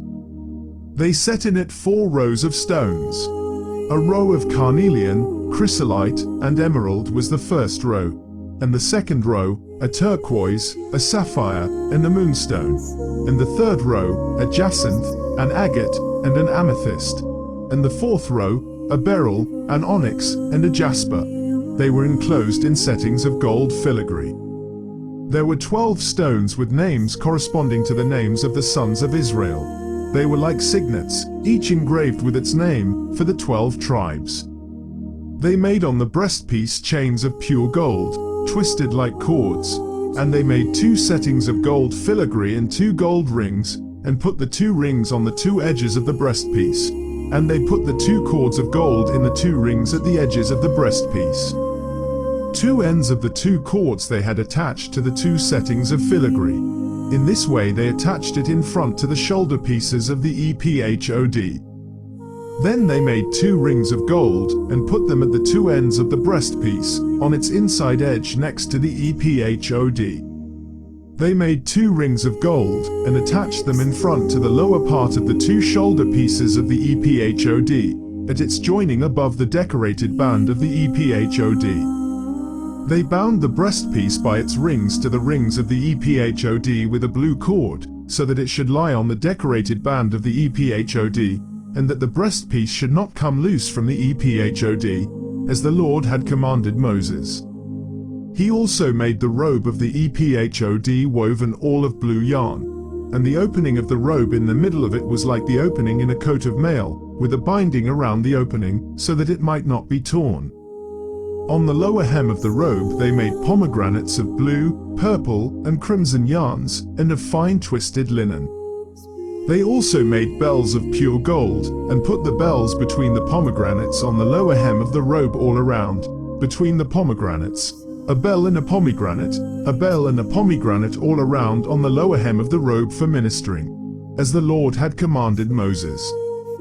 They also made the tunics, woven of fine linen, for Aaron and his sons, and the turban of fine linen, and the headdresses of fine linen, and the linen undergarments of fine twisted linen, and the sash of fine twisted linen, and of blue, purple, and crimson yarns, embroidered with needlework, as the Lord had commanded Moses. They made the rosette of the holy diadem of pure gold, and wrote on it an inscription, like the engraving of a signet, holy to the Lord. They tied to it a blue cord, to fasten it on the turban above, as the Lord had commanded Moses. Inspection. In this way all the work of the tabernacle of the tent of meeting was finished. The Israelites had done everything just as the Lord had commanded Moses. Then they brought the tabernacle to Moses, the tent and all its utensils, its hooks, its frames, its bars, its pillars, and its bases, the covering of tanned ram's skins and the covering of fine leather, and the curtain for the screen, the ark of the covenant with its poles and the mercy seat, the table with all its utensils, and the bread of the presence, the pure lampstand with its lamps set on it and all its utensils, and the oil for the light, the golden altar, the anointing oil and the fragrant incense, and the screen for the entrance of the tent, the bronze altar, and its grating of bronze, its poles, and all its utensils, the basin with its stand, the hangings of the court, its pillars, and its bases, and the screen for the gate of the court, its cords, and its pegs, and all the utensils for the service of the tabernacle, for the tent of meeting, the finely worked vestments for ministering in the holy place, the sacred vestments for the priest Aaron, and the vestments of his sons to serve as priests. The Israelites had done all of the work just as the Lord had commanded Moses. When Moses saw that they had done all the work just as the Lord had commanded, he blessed them. The tabernacle and its furnishings are set up and anointed. The Lord spoke to Moses, "On the first day of the first month you shall set up the tabernacle of the tent of meeting. You shall put in it the ark of the covenant, and you shall screen the ark with the curtain. You shall bring in the table, and arrange its setting, and you shall bring in the lampstand, and set up its lamps. You shall put the golden altar for incense before the ark of the covenant, and set up the screen for the entrance of the tabernacle. You shall set the altar of burnt offering before the entrance of the tabernacle of the tent of meeting, and place the basin between the tent of meeting and the altar, and put water in it. You shall set up the court all around, and hang up the screen for the gate of the court. Then you shall take the anointing oil, and anoint the tabernacle and all that is in it, and consecrate it and all its furniture, so that it shall become holy.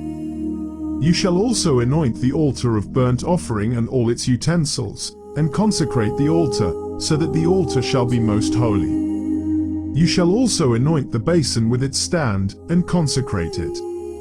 Then you shall bring Aaron and his sons to the entrance of the tent of meeting, and shall wash them with water, and put on Aaron the sacred vestments, and you shall anoint him and consecrate him, so that he may serve me as priest. You shall bring his sons also and put tunics on them, and anoint them, as you anointed their father, that they may serve me as priests, and their anointing shall admit them to a perpetual priesthood throughout all generations to come. Moses personally sets up and places each item. Moses did everything just as the Lord had commanded him. In the first month in the second year, on the first day of the month, the tabernacle was set up. Moses set up the tabernacle. He laid its bases, and set up its frames, and put in its poles, and raised up its pillars, and he spread the tent over the tabernacle, and put the covering of the tent over it, as the Lord had commanded Moses. He took the covenant and put it into the ark, and put the poles on the ark, and set the mercy seat above the ark, and he brought the ark into the tabernacle, and set up the curtain for screening, and screened the ark of the covenant, as the Lord had commanded Moses. He put the table in the tent of meeting, on the north side of the tabernacle, outside the curtain, and set the bread in order on it before the Lord, as the Lord had commanded Moses. He put the lampstand in the tent of meeting, opposite the table on the south side of the tabernacle, and set up the lamps before the Lord, as the Lord had commanded Moses. He put the golden altar in the tent of meeting before the curtain, and offered fragrant incense on it, as the Lord had commanded Moses. He also put in place the screen for the entrance of the tabernacle. He set the altar of burnt offering at the entrance of the tabernacle of the tent of meeting, and offered on it the burnt offering and the grain offering as the Lord had commanded Moses. He set the basin between the tent of meeting and the altar, and put water in it for washing, with which Moses and Aaron and his sons washed their hands and their feet. When they went into the tent of meeting, and when they approached the altar, they washed, as the Lord had commanded Moses.